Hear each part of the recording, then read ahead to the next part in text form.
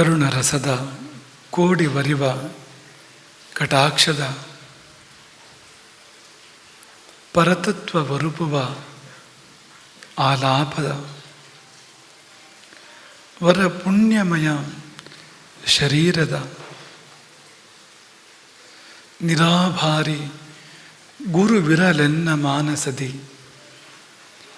ಆ ಸದ್ಗುರುವಿರಲಿ ಎಮ್ಮ ಮಾನಸದಿ.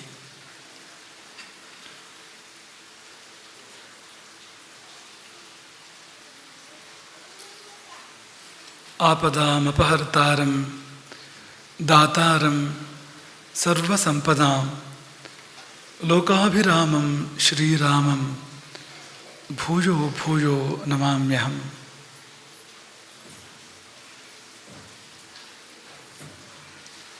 ಯಮಾಯ ಧರ್ಮರಾಜಾಯ ಮೃತ್ಯವೇ ಚಾಂತಕಾಯ ಚ ವೈವಸ್ವತಾಯ ಕಾಲಾಯ ಸರ್ವಭೂತಕ್ಷಯಾಯ ಚ ಔದುಂಬರಾಯ ದಧ್ನಾಯ ನೀಲಾಯ ಪರಮೇಷ್ಠಿನೇ ವೃಕೋದರಾಯ ಚಿತ್ರಾಯ ಚಿತ್ರಗುಪ್ತಾಯ ವೈ ನಮೋ ನಮಃ.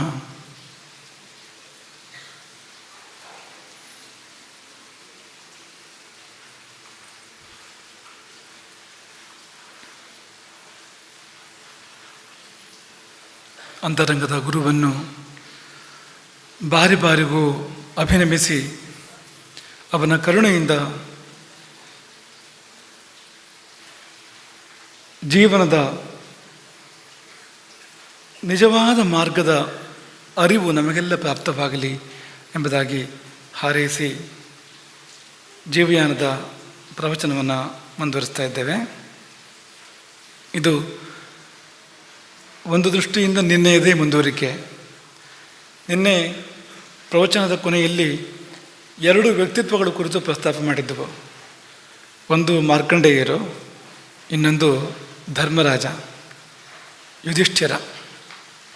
ಯುಧಿಷ್ಠಿರ ಅವನ ಹುಟ್ಟು ಹೆಸರು, ಧರ್ಮರಾಜ ಅವನು ಇದ್ದ ರೀತಿಯೇ ಹಾಗೆ ಅಂತ, ಜಗತ್ತು ಹಾಗೆ ಅವನನ್ನು ಕರೆಯುವಂತೆ ಆಯಿತು ಅಂತ. ಈ ಯುಧಿಷ್ಠಿರನಿಗೆ ಧರ್ಮರಾಜನಿಗೆ ಮಾರ್ಕಂಡೇಯರು ಹೇಳಿದ ಒಂದು ಕಥೆಯನ್ನು ನಾನು ನಿಮಗೆ ಇವತ್ತು ಹೇಳ್ತಾ ಇರುವಂಥದ್ದು. ಕಥೆ ಪ್ರಸಿದ್ಧ, ಗೊತ್ತಿಲ್ಲದೆ ಇರುವಂಥದ್ದಲ್ಲ, ಆದರೆ ಈ ದೃಷ್ಟಿಯಿಂದ ನಾವು ನೋಡಿರೋದಿಲ್ಲ ಅಂತ. ಈ ದೃಷ್ಟಿಯಿಂದ ನೋಡಬೇಕು ಅನ್ನೋ ಕಾರಣಕ್ಕೆ ಕಥೆಯನ್ನು ನಾವು ಪ್ರಸ್ತಾಪ ಮಾಡ್ತಾ ಇರುವಂಥದ್ದು. ಮಾರ್ಕಂಡೇಯರು ಅವರೊಂದು ವಿಶೇಷವೇ ಹೌದು. ಕೊರಳಿಗೆ ಪಾಶ ಬಿದ್ದು, ಯಮಪಾಶ ಬಿದ್ದು ಬದುಕಿದವರು ಉಂಟೆ ಅಂತ. ಯಮದೂತರು ಹಾಕಿದ ಪಾಶವೂ ಅಲ್ಲ, ಸಾಕ್ಷಾತ್ ಯಮನೇ ಬಂದು ಕೊರಳಿಗೆ ಪಾಶ ಹಾಕಿದ ಮೇಲೆಯೂ ಬದುಕಿದವರು, ಬಹುಕಾಲ ಬದುಕಿದವರು, ಇನ್ನೂ ಇರುವವರು ಅವರು ಮಾರ್ಕಂಡೇಯರು. ಅವರು ಅಂಥದ್ದೇ ಇನ್ನೊಂದು ವ್ಯಕ್ತಿತ್ವದ ಕಥೆಯನ್ನು ಪ್ರಸ್ತಾಪ ಮಾಡ್ತಾರೆ. ಯುಧಿಷ್ಠಿರನಿಗೆ ತುಂಬ ಮನೋಜ್ಞವಾಗಿರುವಂಥ ಕಥೆ ಇದು, ಅದನ್ನು ನಿರೂಪಿಸ್ತಾರೆ. ನೀವು ಮಹಾಭಾರತದಲ್ಲಿ ವನಪರ್ವದಲ್ಲಿ ಇರುವ ಕಥೆ ಇದು. ಆ ಕಥೆಯನ್ನು ಕಣ್ಣೀರು ತುಂಬದೆ ಓದಲಿಕ್ಕೆ ಸಾಧ್ಯ ಇಲ್ಲ ಅಂತ, ಅಷ್ಟು ಸುಂದರವಾಗಿರ್ತಕ್ಕಂಥ ಒಂದು ಕಥೆ ಅದು. ಮದ್ರಾಧಿಪತಿ ಅಶ್ವಪತಿ, ಅವನ ಪತ್ನಿ ಮಾಲವಿ. ಈ ಮದ್ರರಾಜನಾದ ಅಶ್ವಪತಿ ಮತ್ತು ಮಾಲವಿಯರಿಗೆ ಸಂತತಿ ಇರಲಿಲ್ಲ. ಸಂತತಿ ಬೇಕಿತ್ತು, ಸದ್ಗತಿಗಾಗಿ ಸಂತತಿ ಬೇಕು. ಬದುಕು ಮುಗಿದ ಬಳಿಕ ಮುಂದಿನ ಬದುಕಿದೆಯಲ್ಲ, ಅಲ್ಲಿ ನಮಗೆ ಆಗುವವರು ಇಲ್ಲಿ ನಮ್ಮಿಂದ ಹುಟ್ಟಿರ್ತಕ್ಕಂಥವರು. ಹಾಗಾಗಿ ಸದ್ಗತಿಗಾಗಿ ಸಂತತಿ ಬೇಕು. ಮಾತ್ರವಲ್ಲ, ಸಿಂಹಾಸನದ ಮುಂದುವರಿಕೆ. ಮದ್ರರಾಜನಿಗೆ ಉತ್ತರಾಧಿಕಾರಿ ಬೇಕಲ್ಲ. ಮದ್ರರಾಜನ ಬಳಿಕ ಈಗಿನ ಅಶ್ವಪತಿಯ ಬಳಿಕ ಮುಂದೆ ಸಿಂಹಾಸನವನ್ನು ಇರುವಂಥವ್ರು ಬೇಕಲ್ಲ. ಎರಡೂ ಕಾರಣಗಳಿಗೋಸ್ಕರವಾಗಿ ಸಂತತಿ ಬೇಕಿತ್ತು. ಸಂತತಿಗಾಗಿ ಮದ್ರರಾಜ ಸಾವಿತ್ರಿಯ ಉಪಾಸನೆಯನ್ನು ಮಾಡ್ತಾನೆ. ಸಾವಿತ್ರಿ ಅಂದರೆ ಗಾಯತ್ರಿ. ಗಾಯತ್ರಿ ಅನ್ನೋ ಶಬ್ದ ಆ ಛಂದಸ್ಸಿನ ಕಾರಣಕ್ಕೆ ಬಂದಿದೆ. ಸಾವಿತ್ರಿ ಅನ್ನೋ ಶಬ್ದ ಸೂರ್ಯನ ಕಾರಣಕ್ಕೆ ಬಂದಿರತಕ್ಕಂಥದ್ದು. ಸವಿತು ಇಯಂ ಸಾವಿತ್ರಿ ಅಂತ ಆ ರೀತಿಯಲ್ಲಿ ಬಂದಿರತಕ್ಕಂಥದ್ದು. ನಿಮಗೆಲ್ಲ ಗೊತ್ತೇ ಇರತಕ್ಕಂಥ ಸುಪ್ರಸಿದ್ಧವಾಗಿರುವಂಥ ಗಾಯತ್ರಿ ಮಂತ್ರ ಇದೆಯಲ್ಲ, ಗಾಯತ್ರಾನ್ನಾಪರೋ ಮಂತ್ರ, ಅದಕ್ಕಿಂತ ಮೇಲೆ ಇನ್ನೊಂದು ಮಂತ್ರ ಅಂತ ಇಲ್ವಂತೆ. ಅಂತಹ ಗಾಯತ್ರಿ ಮಂತ್ರದ ಅಧಿಷ್ಠಾತ ದೇವತೆ ಆಕೆ. ತುಂಬ ಎತ್ತರದ ದೇವತೆ, ಬಹಳ ಬಹಳ ಬಹಳ ಎತ್ತರದ ದೇವತೆ ಗಾಯತ್ರಿ. ಆ ಗಾಯತ್ರಿಯ ಉಪಾಸನೆಯನ್ನು ಅಶ್ವಪತಿ ಮಾಡ್ತಾನೆ. ಎಂಥ ಉಪಾಸನೆ ಇದು! ಪ್ರತಿನಿತ್ಯ 1,00,000 ಆಹುತಿಗಳು, ಒಂದು ದಿನಕ್ಕೆ 1,00,000 ಆಹುತಿ, ಹೀಗೆ 18 ವರ್ಷ ಅಂತ. 18 ವರ್ಷ ಅಂದರೆ ಒಟ್ಟು ಎಷ್ಟಾಯಿತು ಆಹುತಿ ಅಂತ? ಕೋಟಿ ಕೋಟಿ ಆಹುತಿಗಳು, 65 ಕೋಟಿಗಿಂತ ಹೆಚ್ಚು ಆಹುತಿಗಳಾಗ್ತವೆ ಅಂತೆ. 18 ವರ್ಷಗಳ ಕಾಲ ನಿರಂತರವಾಗಿ ಆತ ಸಾವಿತ್ರಿಯ ಉಪಾಸನೆ ಏನು ಮಾಡ್ತಾನೆ. ಕೊನೆಗೊಂದು ದಿನ ಸಾವಿತ್ರಿ ಪ್ರಕಟವಾಗ್ತಾಳೆ ಅಶ್ವಪತಿಯ ಮುಂದೆ. ಆಕೆ ಆತನಿಗೆ ಹೇಳ್ತಾಳೆ, ನಿನಗೊಂದು ಪುತ್ರೀ ರತ್ನವನ್ನು ಕೊಡುವೆ, ಹೆಚ್ಚು ಮಾತಾಡಬೇಡ. ಬ್ರಹ್ಮನೊಂದಿಗೆ ನಿನ್ನ ಕುರಿತು ಸಂವಾದವನ್ನು ನಡೆಸಿ ಬಂದಿದ್ದೇನೆ, ನಿನಗೇನಾಗಬೇಕು ಅಂತ ತೀರ್ಮಾನ ಮಾಡಿಯೇ ಬಂದಿದ್ದೇನೆ, ಮತ್ತೇನೂ ಮಾತನಾಡಬೇಡ, ನಿನಗೊಂದು ಮಗಳನ್ನು ಕೊಡ್ತೇನೆ, ತಗೋ ಅಂತ. ಅಶ್ವಪತಿಗೆ ಮಾತನಾಡುವುದಿತ್ತು ಅಂದರೆ ಹೆಣ್ಣು ಮಕ್ಕಳು ಶ್ರೇಷ್ಠವೇ, ಕನ್ಯಾದಾನ ಮಹಾಭಾಗ್ಯ, ದೊಡ್ಡ ಪುಣ್ಯ ಅದು. ಕನ್ಯೆಯ ಮಹತ್ವ ಏನು ಅನ್ನೋದು ಈ ಮುಂದಿನ ಕಥೆಯಲ್ಲೇ ಗೊತ್ತಾಗ್ತದೆ ನಮಗೆ. ಆದರೆ ಸಿಂಹಾಸನದ ಮುಂದುವರಿಕೆ ಮತ್ತು ಆ ವಂಶದ ಮುಂದುವರಿಕೆ, ಅವನು ಯಾವ ವಂಶದಲ್ಲಿ ಹುಟ್ಟಿ ಬಂದಿದ್ದಾನೋ ಆ ವಂಶದ ಮುಂದುವರಿಕೆಗೋಸ್ಕರವಾಗಿ ಅವನಿಗೆ ಗಂಡು ಸಂತತಿಯ ಅಗತ್ಯ ಇತ್ತು. ಕೇಳಲಿಕ್ಕೆ ಬಾಯೇ ಬರಲಿಲ್ಲ, ಅವನ ಬಾಯಿಯನ್ನು ಸಾವಿತ್ರಿ ಕಟ್ಟಿದಳು ಅಂತ. ತಗೋ, ಇಷ್ಟು ಮುಗೀತು ಅಂತ ಒಪ್ಪಿಕೊಂಡ. ಯಾಕೆಂದರೆ ದೇವರೇ ಹಾಗೆ ಹೇಳುವಾಗ ಕಾರಣ ಇರಬೇಕಲ್ವ. ನಮಗೇನು ತಿಳಿದಿದೆಯೋ ಬಹಳ ಹೆಚ್ಚು ದೇವರಿಗೆ ತಿಳಿದಿರಬೇಕು. ನಮ್ಮ ಹಿತ ದೇವರಿಗೆ ಗೊತ್ತಿರುವಷ್ಟು ನಮಗೆಲ್ಲ ಗೊತ್ತಿರ್ತದೆ ಅಂತ. ಹಾಗಾಗಿ ತನ್ನ ಬುದ್ಧಿಗೆ ಅವನು ಹೆಚ್ಚು ಕೆಲಸ ಕೊಡಲಿಲ್ಲ. ಆಕೆ ಕೊಟ್ಟಿದ್ದನ್ನು, ಸಾವಿತ್ರಿ ದೇವಿ ಕೊಟ್ಟಿದ್ದನ್ನು ಪ್ರೀತಿಯಿಂದ ಸ್ವೀಕಾರ ಮಾಡಿದ. ಅವಳು ಹೇಳಿದಂತೆ ಆಯಿತು, ಸಾವಿತ್ರಿ ದೇವಿ ಹೇಳಿದಂತೆ ಆಯಿತು. ಮಾಲವಿ ಗರ್ಭಿಣಿಯಾದಳು. ನವಮಾಸಗಳ ಬಳಿಕ ಒಂದು ಹೆಣ್ಣು ಶಿಶುವಿಗೆ ಆಕೆ ಜನ್ಮ ಕೊಡ್ತಾಳೆ. ಆ ಹೆಣ್ಣು ಶಿಶುವಿಗೆ ದೊರೆ ಸಾವಿತ್ರಿ ಅಂತಲೇ ಹೆಸರಿಡ್ತಾನೆ. ಇವತ್ತು ನಾವು ಸಾವಿರಾರು ಜನರ ಹೆಸರನ್ನು ಸಾವಿತ್ರಿ ಸಾವಿತ್ರಿ ಅಂತ ಕೇಳ್ತೇವೆ ನಾವು. ಮೊದಲನೇ ಸಾವಿತ್ರಿ ಅವಳಿಗಿಂತ ಮೊದಲನೇ ಸಾವಿತ್ರಿ ಅಂದರೆ ಆ ಸಾವಿತ್ರಿ ಗಾಯತ್ರಿ ದೇವಿ ಅಂತ. ಈ ಎಲ್ಲ ಸಾವಿತ್ರಿಯರಿಗೆ ಮೂಲ ಸಾವಿತ್ರಿ ಅವಳ ಹೆಸರನ್ನೇ ಇಡ್ತಾ ಇರುವಂಥದ್ದು ಅಂತ. ಇತ್ತೀಚೆಗೆ ಕಡಿಮೆ ಆಗಿದೆ ಆ ಹೆಸರೆಲ್ಲ, ಸ್ವಲ್ಪ ವಿಕಾರವಾದ ಹೆಸರುಗಳು ಹೆಚ್ಚಾಗಿದೆ, ಸುಪ್ರಕಾರವಾದ ಹೆಸರುಗಳು, ಒಳ್ಳೊಳ್ಳೆ ಹೆಸರುಗಳೆಲ್ಲ ಕಡಿಮೆ ಆಗಿದೆ ಇತ್ತೀಚೆಗೆ. ತುಂಬ ಜನರಿಗೆ ಇಡ್ತಾ ಇದ್ರು ಸಾವಿತ್ರಿ ಅಂತ. ಸಾವಿತ್ರಿ ಬೆಳೆದಳು ಶುಕ್ಲ ಪಕ್ಷದ ಚಂದ್ರನಂತೆ ಅಂತ ಸಾಮಾನ್ಯವಾಗಿ ಕೊಡ್ತಕ್ಕಂಥ ಉದಾಹರಣೆ ಅದು. ಇಲ್ಲಿ ತುಂಬ ಆ ಉದಾಹರಣೆ ಅರ್ಥಪೂರ್ಣ. ಯಾಕೆಂದರೆ ಅವಳು ತೇಜಸ್ವಿನಿಯಾಗಿ ಬೆಳೆದಳು ಅಂತ. ಅವಳು ಅಪೂರ್ವ ಸೌಂದರ್ಯವತಿ ಹೇಗೂ ಅದಕ್ಕಿಂತ ಹೆಚ್ಚು ತೇಜಸ್ಸು ಅಂತ. ಶುಕ್ಲ ಪಕ್ಷದ ಚಂದ್ರ ಬೆಳೆದಂತೆ ಬೆಳೆದಂತೆ ತೇಜಸ್ಸು ಬೆಳೀತದೆ ನೋಡಿ. ಹಾಗೆ ಆಕೆಯಲ್ಲಿ ತೇಜಸ್ಸು ಬೆಳೀತಾ ಇತ್ತು. ಎಷ್ಟರ ಮಟ್ಟಿಗೆ ಅಂದರೆ ಅವಳು ಪ್ರಾಪ್ತ ವಯಸ್ಕಳಾದಾಗ, ಅವಳಿಗೆ ವಿವಾಹದ ವಯಸ್ಸು ಬಂದಾಗ ಅವಳನ್ನು ವರಿಸುವವರು ಯಾರೂ ಇರಲಿಲ್ಲ. ಯಾಕಿರಲಿಲ್ಲ ಅಂದರೆ ಯಾವ ರಾಜಕುಮಾರನಾದರೂ ಆಕೆಯನ್ನು ನೋಡಿದರೆ ಇದು ನನಗೆ ಮೀರಿದ್ದು ಅಂತ ಅನಿಸ್ಬಿಡ್ತಿತ್ತು ಅವನಿಗೆ ಅಂತ. ಈ ಕೆಲವು ಗುಣದಿಂದ ಬರುವ ಸಮಸ್ಯೆಗಳಿರ್ತವೆ. ಭಾಳಷ್ಟು ಓದ್ಕೊಂಡಿದ್ರೆ ಕೆಲಸ ಸಿಗೋದು ಕಷ್ಟ ಆಗ್ತದೆ. ಯಾಕೆಂದರೆ ಈ ಕಂಪನಿಗಳು ಹೇಳಿಬಿಡ್ತವೆ ಅಂತ, ನೀವು ಓದಿದ್ದಕ್ಕೆ ನಮ್ಮಲ್ಲಿ ಕೆಲಸ ಇಲ್ಲ ಅಂತ, ನಿಮ್ಮ ಎಕ್ಸ್ಪೀರಿಯನ್ಸ್, ನಿಮ್ಮ ಕ್ವಾಲಿಫಿಕೇಷನ್ ಅಷ್ಟು ಸ್ಯಾಲ್ರಿ ಕೊಡೋ ವ್ಯವಸ್ಥೆ ನಮ್ಮಲ್ಲಿಲ್ಲ, ಅಥವಾ ಅಷ್ಟು ಕೆಲಸ ನಮ್ಮಲ್ಲಿ ಇಲ್ಲ ಅಂತ. ಈ ಕಾರಣಕ್ಕೆ ಎಷ್ಟೋ ಜನರಿಗೆ ಕೆಲಸ ಸಿಗದೇ ಇರುವಂಥದ್ದು ಇರ್ತದೆ. ನೀವೆಲ್ಲ ಕೇಳೇ ಇರ್ತೀರಿ. ಅಂಥದ್ದೇ ಒಂದು ಕಥೆ ಇದು ಅಂತ. ಸಾವಿತ್ರಿಯ ಅರ್ಹತೆ, ಸಾವಿತ್ರಿಯ ತೇಜಸ್ಸು ಹೇಗಿತ್ತು ಅಂದರೆ ಅವಳೊಂದು ವರಿಸಲಿಕ್ಕೆ ಭಯ ಆಗ್ತಿತ್ತಂತೆ ರಾಜಕುಮಾರರುಗಳಿಗೆ ಅಂತ. ಅಶ್ವಪತಿ ಸೋತ, ಮಗಳ ಮದುವೆ ಮಾಡಬೇಕಿತ್ತಲ್ಲ, ಅವನಿಂದ ಸಾಧ್ಯ ಆಗ್ತಾ ಇಲ್ಲ ಅಂತ, ಯಾರೂ ಮುಂದೆ ಬರ್ತಾ ಇಲ್ಲ ಅಂತ. ಒಂದು ದಿನ ಆತ ಮಗಳನ್ನು ಕರೆದು ಹೇಳ್ದ, ಮಗಳೇ, ಆ ಕಾಲ ಬಂತು, ನಿನ್ನ ವರನನ್ನು ನೀನೇ ಆರಿಸಿಕೊಳ್ಳುವ ಕಾಲ ಬಂತು, ನನ್ನಿಂದ ಆಗ್ತಾ ಇಲ್ಲ ಅಂತ. ಶಾಸ್ತ್ರ ಹೇಳೋದು ಹಾಗೆ ಅಂತ. ತಂದೆ ಮಗಳಿಗೆ ಸರಿಯಾದ ವಯಸ್ಸಿನಲ್ಲಿ ವಿವಾಹವನ್ನು ಮಾಡಬೇಕು, ಮಾಡದೇ ಇದ್ದಾಗ ಅವಳಿಗೆ ಹಕ್ಕು ಬರ್ತದೆ ಅಂತ, ಯೋಗ್ಯನಾದ ವರನನ್ನು ಆರಿಸ್ಕೊಳ್ಳುವಂಥ ಹಕ್ಕು ಬರ್ತದೆ ಅಂತ. ಯಾರನ್ನೂ ಆರಿಸೋದಲ್ಲ, ನಾನೇ ಆರಿಸ್ಕೊಳ್ಳೋದಲ್ಲ, ಒಂದು ಕತೆ ಕೇಳ್ಬಂದು ಆರಿಸ್ಕೊಂಡ್ಬಿಡ್ತೇನೆ, ಆ ಥರ ಅಲ್ಲ. ಯೋಗ್ಯರಾದನ್ನು ಆರಿಸ್ಕೊಳ್ಬೇಕು ಅಂತ ಎಲ್ಲ ದೃಷ್ಟಿಯಿಂದ. ಸತ್ಕುಲ ಪ್ರಸೂತನಾಗಿರಬೇಕು, ತಕ್ಕಂತೆ ಇರಬೇಕು, ಅಂಥವ್ರನ್ನೇ ಆರಿಸ್ಕೊಳ್ಬೇಕು. ಆ ಒಂದು ಚೌಕಟ್ಟಿದೆ. ಧರ್ಮಕ್ಕೆ ಅನುಗುಣವಾಗಿದ್ದರೆ ಆಕೆಯ ಆಯ್ಕೆಯನ್ನು ಇಲ್ಲ ಅನ್ನುವ ಹಕ್ಕು ತಂದೆ ತಾಯಿಗಳಿಗಿಲ್ಲ, ಅದನ್ನು ಒಪ್ಕೋಬೇಕಾಗ್ತದೆ ಅಂತ. ಸಾವಿತ್ರಿ ರಥವನ್ನೇರಿ ಹೊರಟಳು ವರಾನ್ವೇಷಣೆಗೆ ಅಂತ. ಆಕೆಯ ಜೊತೆಯಲ್ಲಿ ವೃದ್ಧರಾದ ಅಮಾತ್ಯರು, ಅಶ್ವಪತಿಯ ಅಮಾತ್ಯರುಗಳು, ಅವಳ ಪರಿವಾರ.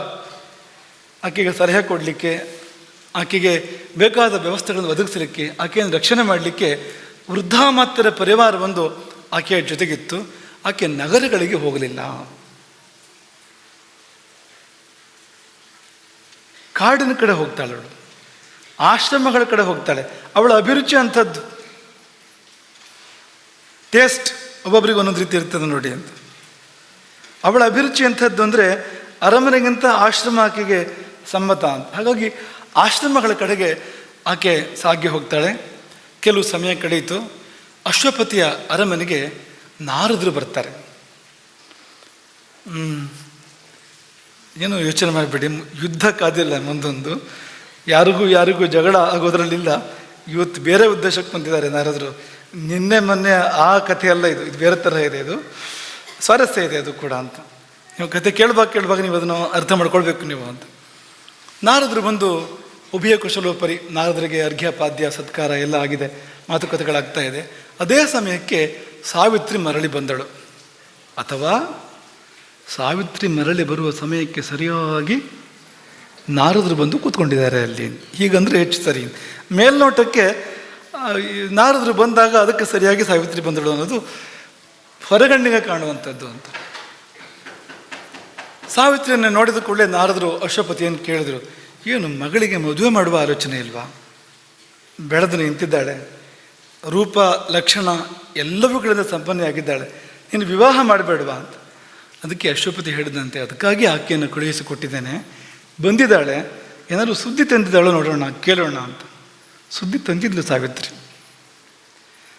ಆಕೆ ಸಾಲ್ವ ದೇಶದ ಅಧಿಪತಿ, ಈಗಲ್ಲ, ದ್ಯುಮತ್ಸೇನ ಅಂತ, ಆತನ ಮಗನನ್ನು, ಅವನ ಹೆಸರು ಸತ್ಯವಾನ್, ಆತನನ್ನು ಆಕೆ ಆರಿಸ್ಕೊಂಡಿದ್ಲು ಅಂತ. ಅವರು ಈಗ ರಾಜರಲ್ಲ, ಯಾಕೆಂದರೆ ಅದು ದುರಂತ. ಅದು ದ್ಯುಮತ್ಸೇನ ಸಾಲ್ವ ದೇಶದ ಅಧಿಪತಿ. ಅವನಿಗೆ ಅವನು ಒಳ್ಳೆಯ ರಾಜನೇ, ಅವನು ಕೂಡ ಒಳ್ಳೆಯ ರಾಜನೇ ತುಂಬ. ಅವನು ಕಣ್ಣು ಹೋಗ್ಬಿಡ್ತು ಕಾರಣಾಂತರದಿಂದ. ಕಣ್ಣು ಹೋದಾಗ ಇವನ ಹಳೆಯ ವೈರಿ ಒಬ್ಬ ಬಂದು ಸಿಂಹಾಸನವನ್ನು ಆಕ್ರಮಣ ಮಾಡ್ಕೊಳ್ತಾನೆ. ದ್ಯುಮತ್ಸೇನ ಕಾಡು ಪಾಲಾಗ್ತಾನೆ. ಹೆಂಡತಿ, ಸಣ್ಣ ಮಗ, ತುಂಬ ಸಣ್ಣವನು, ಸತ್ಯವಂತ. ಆಗ ಹೆಂಡತಿ ಮತ್ತು ಹಸುಗೂಸಿನೊಡನೆ, ಎಳೆಯ ಮಗನೊಡನೆ ದ್ಯುಮತ್ಸೇನ ಕಾಡು ಪಾಲಾಗ್ತಾನೆ. ಆಶ್ರಮಗಳ ಮಧ್ಯೆ ದ್ಯುಮತ್ಸೇನನ ವಾಸ. ಈಗ ತಪಸ್ಸು ಮಾಡ್ತಾ ಇರ್ತಾನೆ. ಸತ್ಯವಾನ್ ಬೆಳೆದಿರ್ತಾನೆ, ದೊಡ್ಡವನಾಗಿರ್ತಾನೆ, ವಿವಾಹ ವಯಸ್ಕನಾಗಿರ್ತಾನೆ. ಆತನನ್ನು ನೋಡಿ ಆಗಬಹುದು ಅನ್ನುವ ತೀರ್ಮಾನಕ್ಕೆ ಸಾವಿತ್ರಿ ಬಂದಿದ್ದಳು ಅಂತ. ತಪ್ಪು ಮಾಡಿದೆ ನಾರದರು.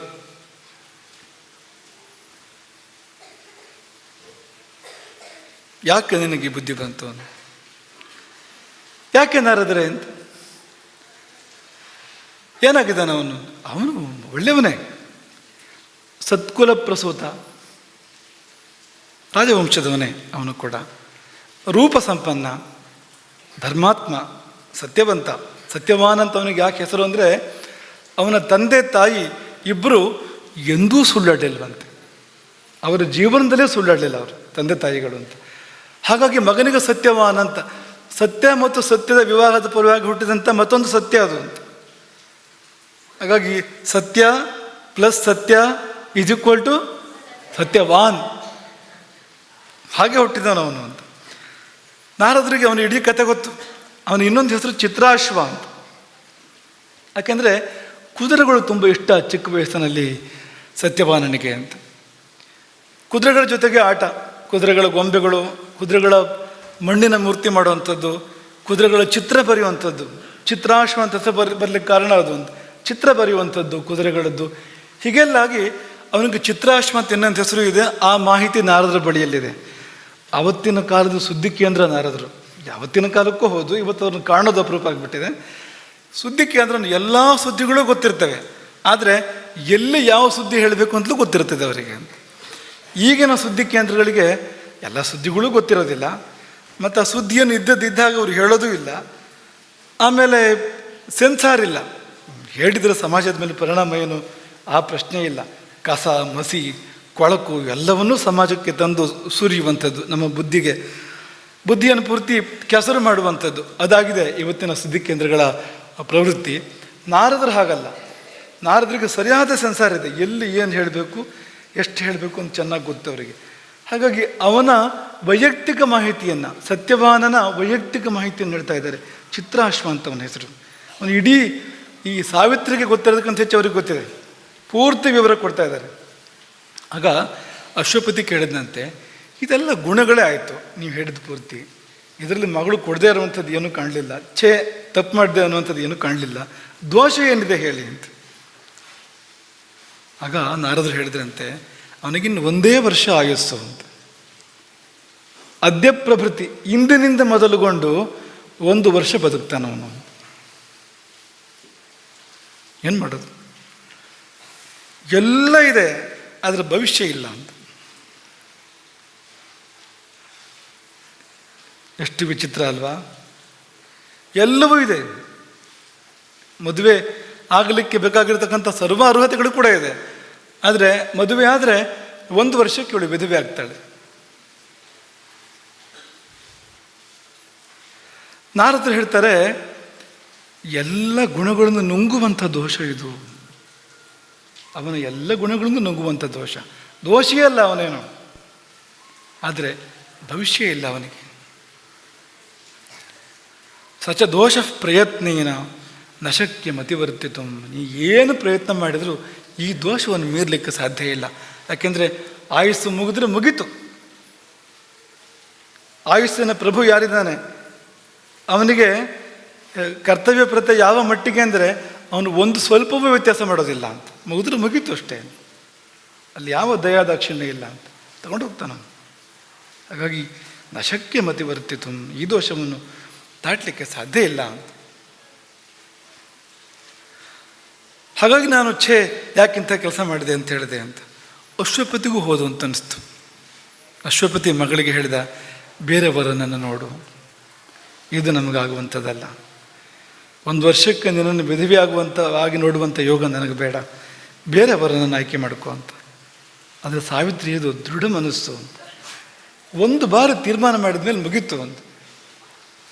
ಮನಸ್ಸಿನ ಮೇಲೆ ಒಂದೇ ಚಿತ್ರ ಬೀಳಬೇಕಂತೆ, ಇನ್ನೊಂದು ಚಿತ್ರ ಬೀಳಬಾರ್ದಂತೆ. ಹಿಂದೆ ಚಿಕ್ಕ ವಯಸ್ಸಲ್ಲಿ ಯಾಕೆ ವಿವಾಹ ಮಾಡ್ತಾ ಇದ್ರು ಅಂದರೆ, ಇನ್ನೊಂದು ಚಿತ್ರ ಬೀಳಬಾರ್ದು ಅಂತ, ಒಂದೇ ಚಿತ್ರ ಬೀಳಬೇಕು ಅಂತ. ಆಗ ಆ ಕುಲ ಬೆಳೆಯುವಂಥದ್ದು, ಆ ವಂಶ ಬೆಳೆಯುವಂಥದ್ದು, ಆ ವಂಶದ ಪೂರ್ಣ ಗುಣಗಳು ಬರುವಂಥದ್ದು.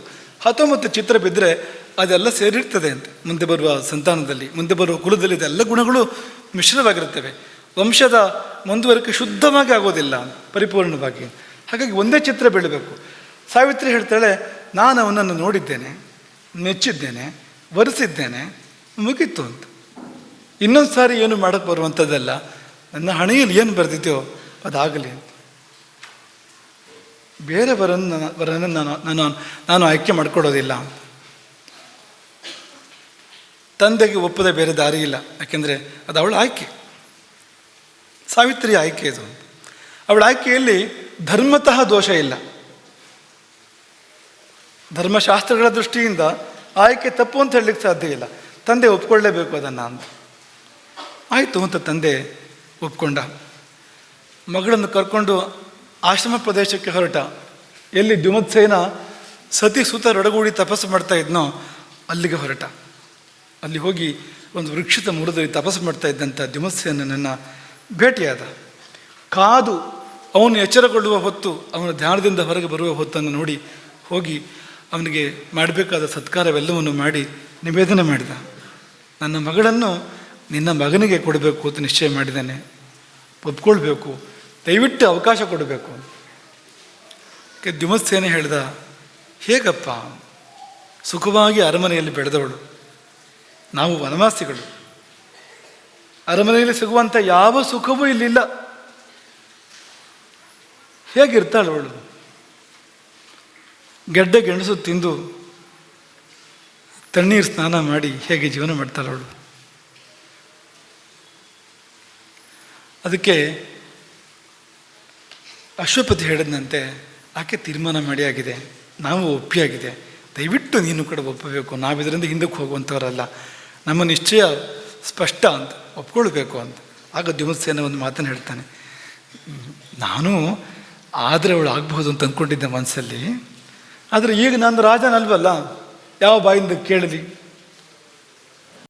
ನೋಡಿ, ದ್ಯುಮತ್ಸೇನನ ಮನಸ್ಸಲ್ಲಿ ಕೂಡ ಸೊಸೆಯಾಗಿ ಸಾವಿತ್ರಿಗೆ ಇದ್ದಳಂತೆ, ಆದರೆ ಕೇಳುವಾಗ ಒಂದು ಅಂತಸ್ತಿನ ಪ್ರಶ್ನೆ ಬರ್ತದಲ್ವ, ನೀನು ಯಾರೋ ರಾಜ್ಯ ಕಳ್ಕೊಂಡು ಕಾಡು ಸೇರಿದವನು, ಯಾಕೆ ಬಂದೇವು ಕೇಳೋಕೆ ಇಲ್ಲಿ ಅಂತ ನಾವು ಪ್ರಶ್ನೆ ಬಂದುಬಿಟ್ರೆ ಅವಮಾನ ಮಾಡಿಸ್ಕೋಬಾರ್ದಲ್ವ?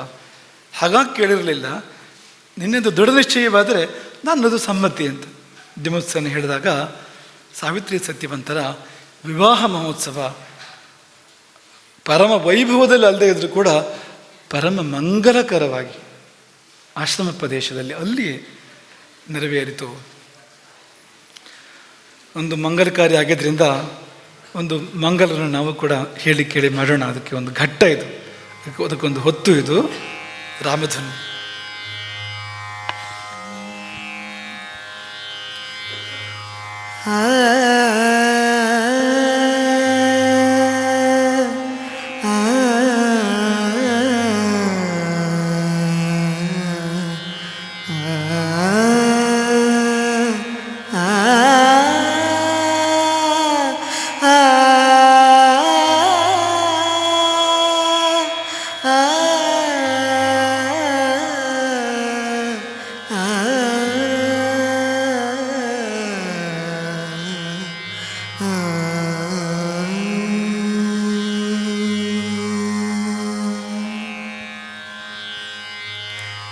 ರಾಮ ರಾಮ ರಾಮ ಸೀತಾ ರಾಮ ರಾಮ ರಾಮ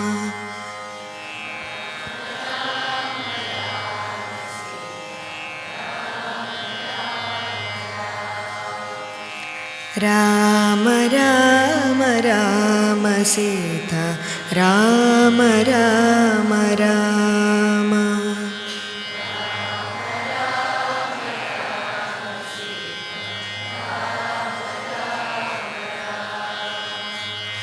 ರಾಮ ರಾಮ ರಾಮ ಸೀತಾ ರಾಮ ರಾಮ ರಾಮ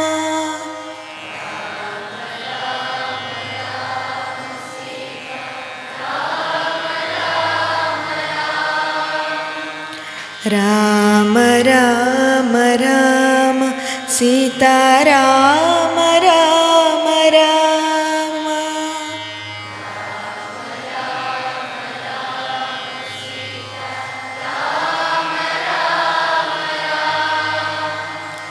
ರಾಮ ರಾಮ ರಾಮ ಸೀತಾ ರಾಮ ರಾಮ ರಾಮ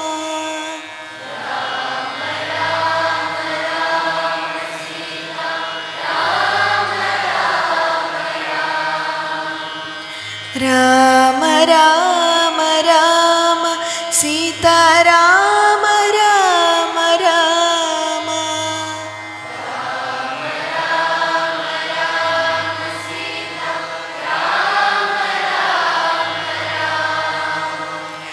ರಾಮ ರಾಮ ರಾಮ ಸೀತಾ ರಾಮ ರಾಮ ರಾಮ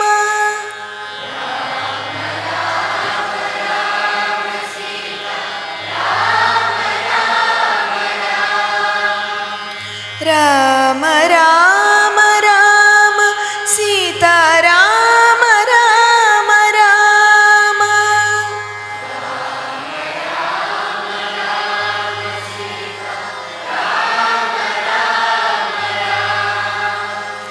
ರಾಮ ರಾಮ ರಾಮ ರಾಮ ರಾಮ ರಾಮ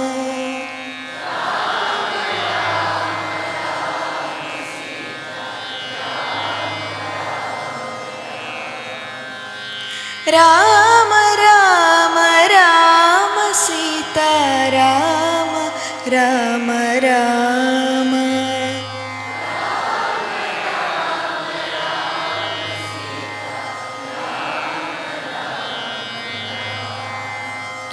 ರಾಮ ರಾಮ ರಾಮ ಸೀತಾ ರಾಮ ರಾಮ ರಾಮ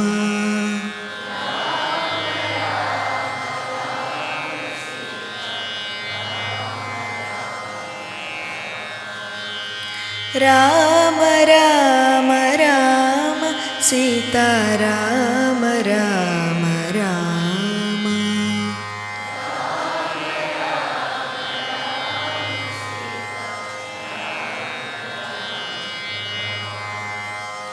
ರಾಮ ರಾಮ ರಾಮ ಸೀತಾ ರಾಮ ರಾಮ ರಾಮ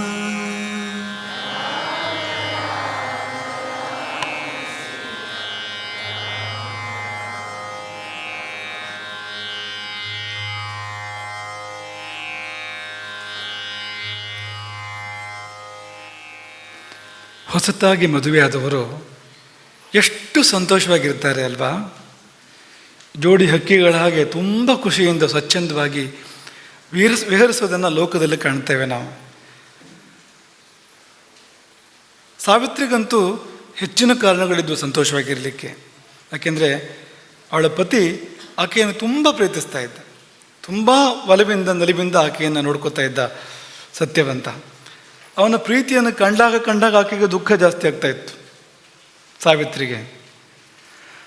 ಅತ್ತೆ ಮಾವ ಹೊಟ್ಟೆಯಲ್ಲಿ ಹುಟ್ಟಿದ ಮಗಳ ಹಾಗೆ ಹೆತ್ತ ಮಗಳಂತೆ ನೋಡ್ಕೋತಾ ಇದ್ರು ಅವರಿಬ್ಬರು ಕೂಡ. ಇನ್ನು ಆಶ್ರಮವಾಸಿಗಳು, ಸುತ್ತಮುತ್ತ ಋಷಿಮುನಿಗಳು, ಅವರೆಲ್ಲ ಪವಿತ್ರಾತ್ಮರು, ಅವರೆಲ್ಲ ವಾತ್ಸಲ್ಯ ಪರರು. ಹಾಗಾಗಿ ಬೇಸರವಾಗುವಂಥ ಯಾವುದೇ ಸಂದರ್ಭ ಇಲ್ಲ ಅಲ್ಲಿ. ಆ ಸಂಸಾರ ಹಾಲು ಜೇನು ಬೆರೆತ ಸಂಸಾರದಂತೆ ಇರುವಂಥದ್ದು. ಹಾಲು ಜೇನು ಅಂದರೆ ಎರಡೇ ಆಯಿತು, ಪಂಚಾಮೃತ ಬೆರೆತಂಥ ಸಂಸಾರ ಅಂತ ಅನ್ಬೋದು ಅಂತ. ಯಾಕೆಂದರೆ ಎಲ್ಲವೂ ಹಿತ, ಎಲ್ಲವೂ ಪ್ರಿಯ, ಎಲ್ಲವೂ ಮಧುರ, ಎಲ್ಲವೂ ಮಂಗಲ ಅಂತ. ಓಹೋ, ಬಹುಶಃ ತಂದೆ ಮನೆ ಬಿಟ್ಟು ಬಂದಿದ್ದು ಕೆಲವು ಸಾರಿ ಹೆಣ್ಮಕ್ಳಿಗೆ ಆ ದುಃಖ ತುಂಬ ಇರ್ತದೆ, ತವ್ರ ಮನೆ ಬಿಟ್ಟು ಬಂದಿದ್ದ ದುಃಖ ತುಂಬ ಇರ್ತದೆ. ಹಾಗೇನಿಲ್ಲ, ಅವಳಿದ್ದ ಆಯ್ಕೆ ಈ ವಿವಾಹ, ಅಂಥದ್ದೇನಿಲ್ಲ ಆಕೆಗೆ. ಹಾಗಿದ್ರೆ ಆ ಸುಖ ಈಗ ಇಲ್ಲ ಅಂತ ದುಃಖ ಅವಳಿಗೆ ಅಂತ. ತವ್ರ ಮನೆ ಸುಖ ಇದೆಯಲ್ಲ, ರಾಜಕುಮಾರ್ ಇದ್ದಾನೆ, ಮೃಷ್ಟಾನ್ನ ಭೋಜನ, ಪೀತಾಂಬರ ಉಡಲಿಕ್ಕೆ, ಇವೆಲ್ಲ ಇಲ್ಲ ಅಂತ ಬೇಸರವ ಅಂದರೆ ಹಾಗಲ್ಲ. ಆಕೆ ಈ ತಂದೆ ಹೊರಟು ಹೋದ ಕೂಡಲೇ ಮೊದಲು ಮಾಡಿದ ಕೆಲಸ ಏನು ಅಂದರೆ, ತನ್ನ ಬೆಲೆ ಬಾಳುವ ಸೀರೆಗಳು, ಆಭರಣಗಳು, ಆ ರಾಜಕುಮಾರಿ ವೈಭವ ಏನಿತ್ತೋ ಅದೆಲ್ಲವನ್ನು ಒಂದು ಗಂಟು ಕಟ್ಟಿ ಒಂದು ಮೂಲೆಗೆ ಹಾಕಿತ್ತು, ಅಟ್ಟ ಸೇರಿಸಿದ್ದು. ನಾರುಪಟ್ಟಿಯನ್ನುಟ್ಟು ತಾಪಸಿಯಂತೆ ಆಕೆ ಜೀವನ ಮಾಡ್ತಾಳೆ ಸಂತೋಷವಾಗಿ. ಮತ್ತೇನು ದುಃಖ ಅಂದರೆ ನಿಮಗೆ ಗೊತ್ತು ಚೆನ್ನಾಗಿ ಏನು ದುಃಖ ಅಂತ.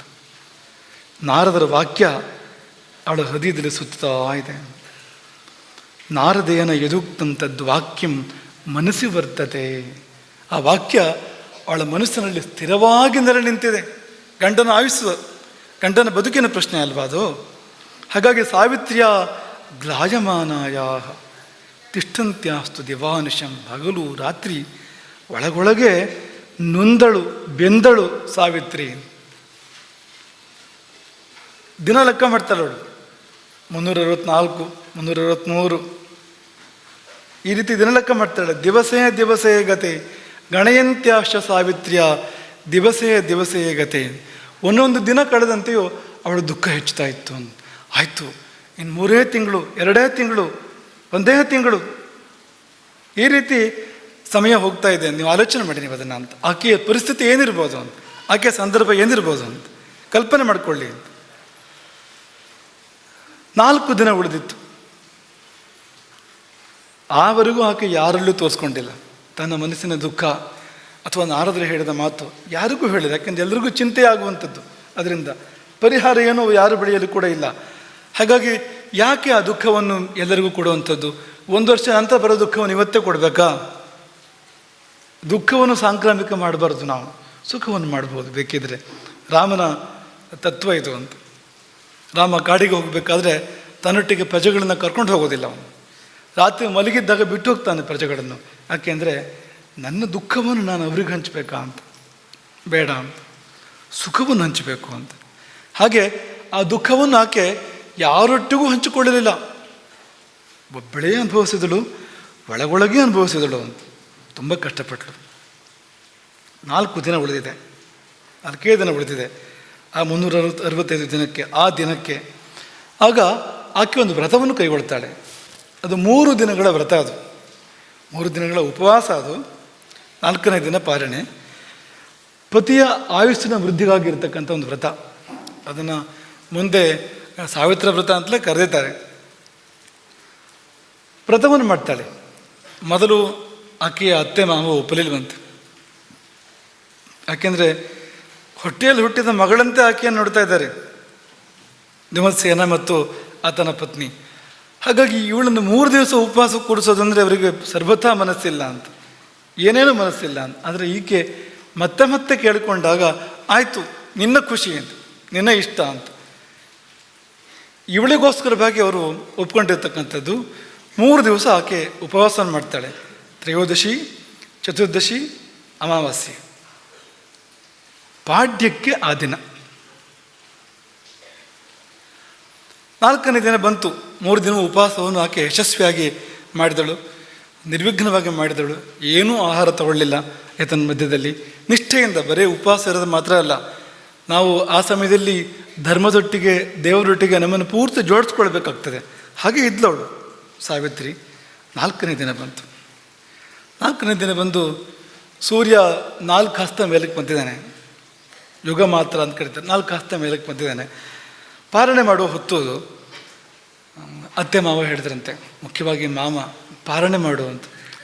ಯಾಕೆಂದರೆ ಅವನಿಗೆ ಸಂಕಟ ಆಗ್ತಾಯಿದೆ, ಮಾವನಿಗೆ ಸೊಸೆ ಉಪವಾಸ ಇದ್ದಾಳಲ್ಲ ಅಂತ. ಪಾರಣೆ ಮಾಡಿಬಿಡು ಸಾವಿತ್ರಿ, ಸಮಯ ಬಂತಲ್ಲ ಅಂತ. ಅದಕ್ಕೆ ಸಾವಿತ್ರಿ ಹೇಳಿದಂತೆ, ಇಲ್ಲ ಸಂಜೆ ಮಾಡ್ತೇನೆ ನಾನು ಅಂತ. ಏನೋ ಒಂದು ಮನಸ್ಸಲ್ಲಿ ಅಪೇಕ್ಷೆ ಇದೆ, ಅಪೇಕ್ಷೆ ಪೂರ್ತಿ ಆದಮೇಲೆ ಸಂಜೆ ಮಾಡ್ತೇನೆ. ಇನ್ನೇನು ಅಪೇಕ್ಷೆ ಇರೋದು? ಸತ್ಯವಂತ ಬದುಕಬೇಕು ಅಂತ, ಅಷ್ಟೇ ತಾನೇ ಅಪೇಕ್ಷೆ ಒಳಗಿರೋಂಥದ್ದು. ಬಾಯಿ ಬಿಟ್ಟು ಹೇಳಲಿಲ್ಲ ಅದನ್ನು. ಏನೋ ಒಂದು ಕಾಮನೆ ಮನಸ್ಸಲ್ಲಿದೆ, ಅದು ಪೂರ್ತಿ ಆಗಲಿ, ಸಂಜೆ ಪಾರಣೆಯನ್ನು ಮಾಡ್ತೇನೆ ಅಂತ. ಈ ಮಾತುಕತೆ ಆಗೋ ಹೊತ್ತಿಗೆ ಸತ್ಯವಂತ ಕೊಡಲಿ ಹಿಡಿದು ಕಾಡಿಗೆ ಹೊರಟ.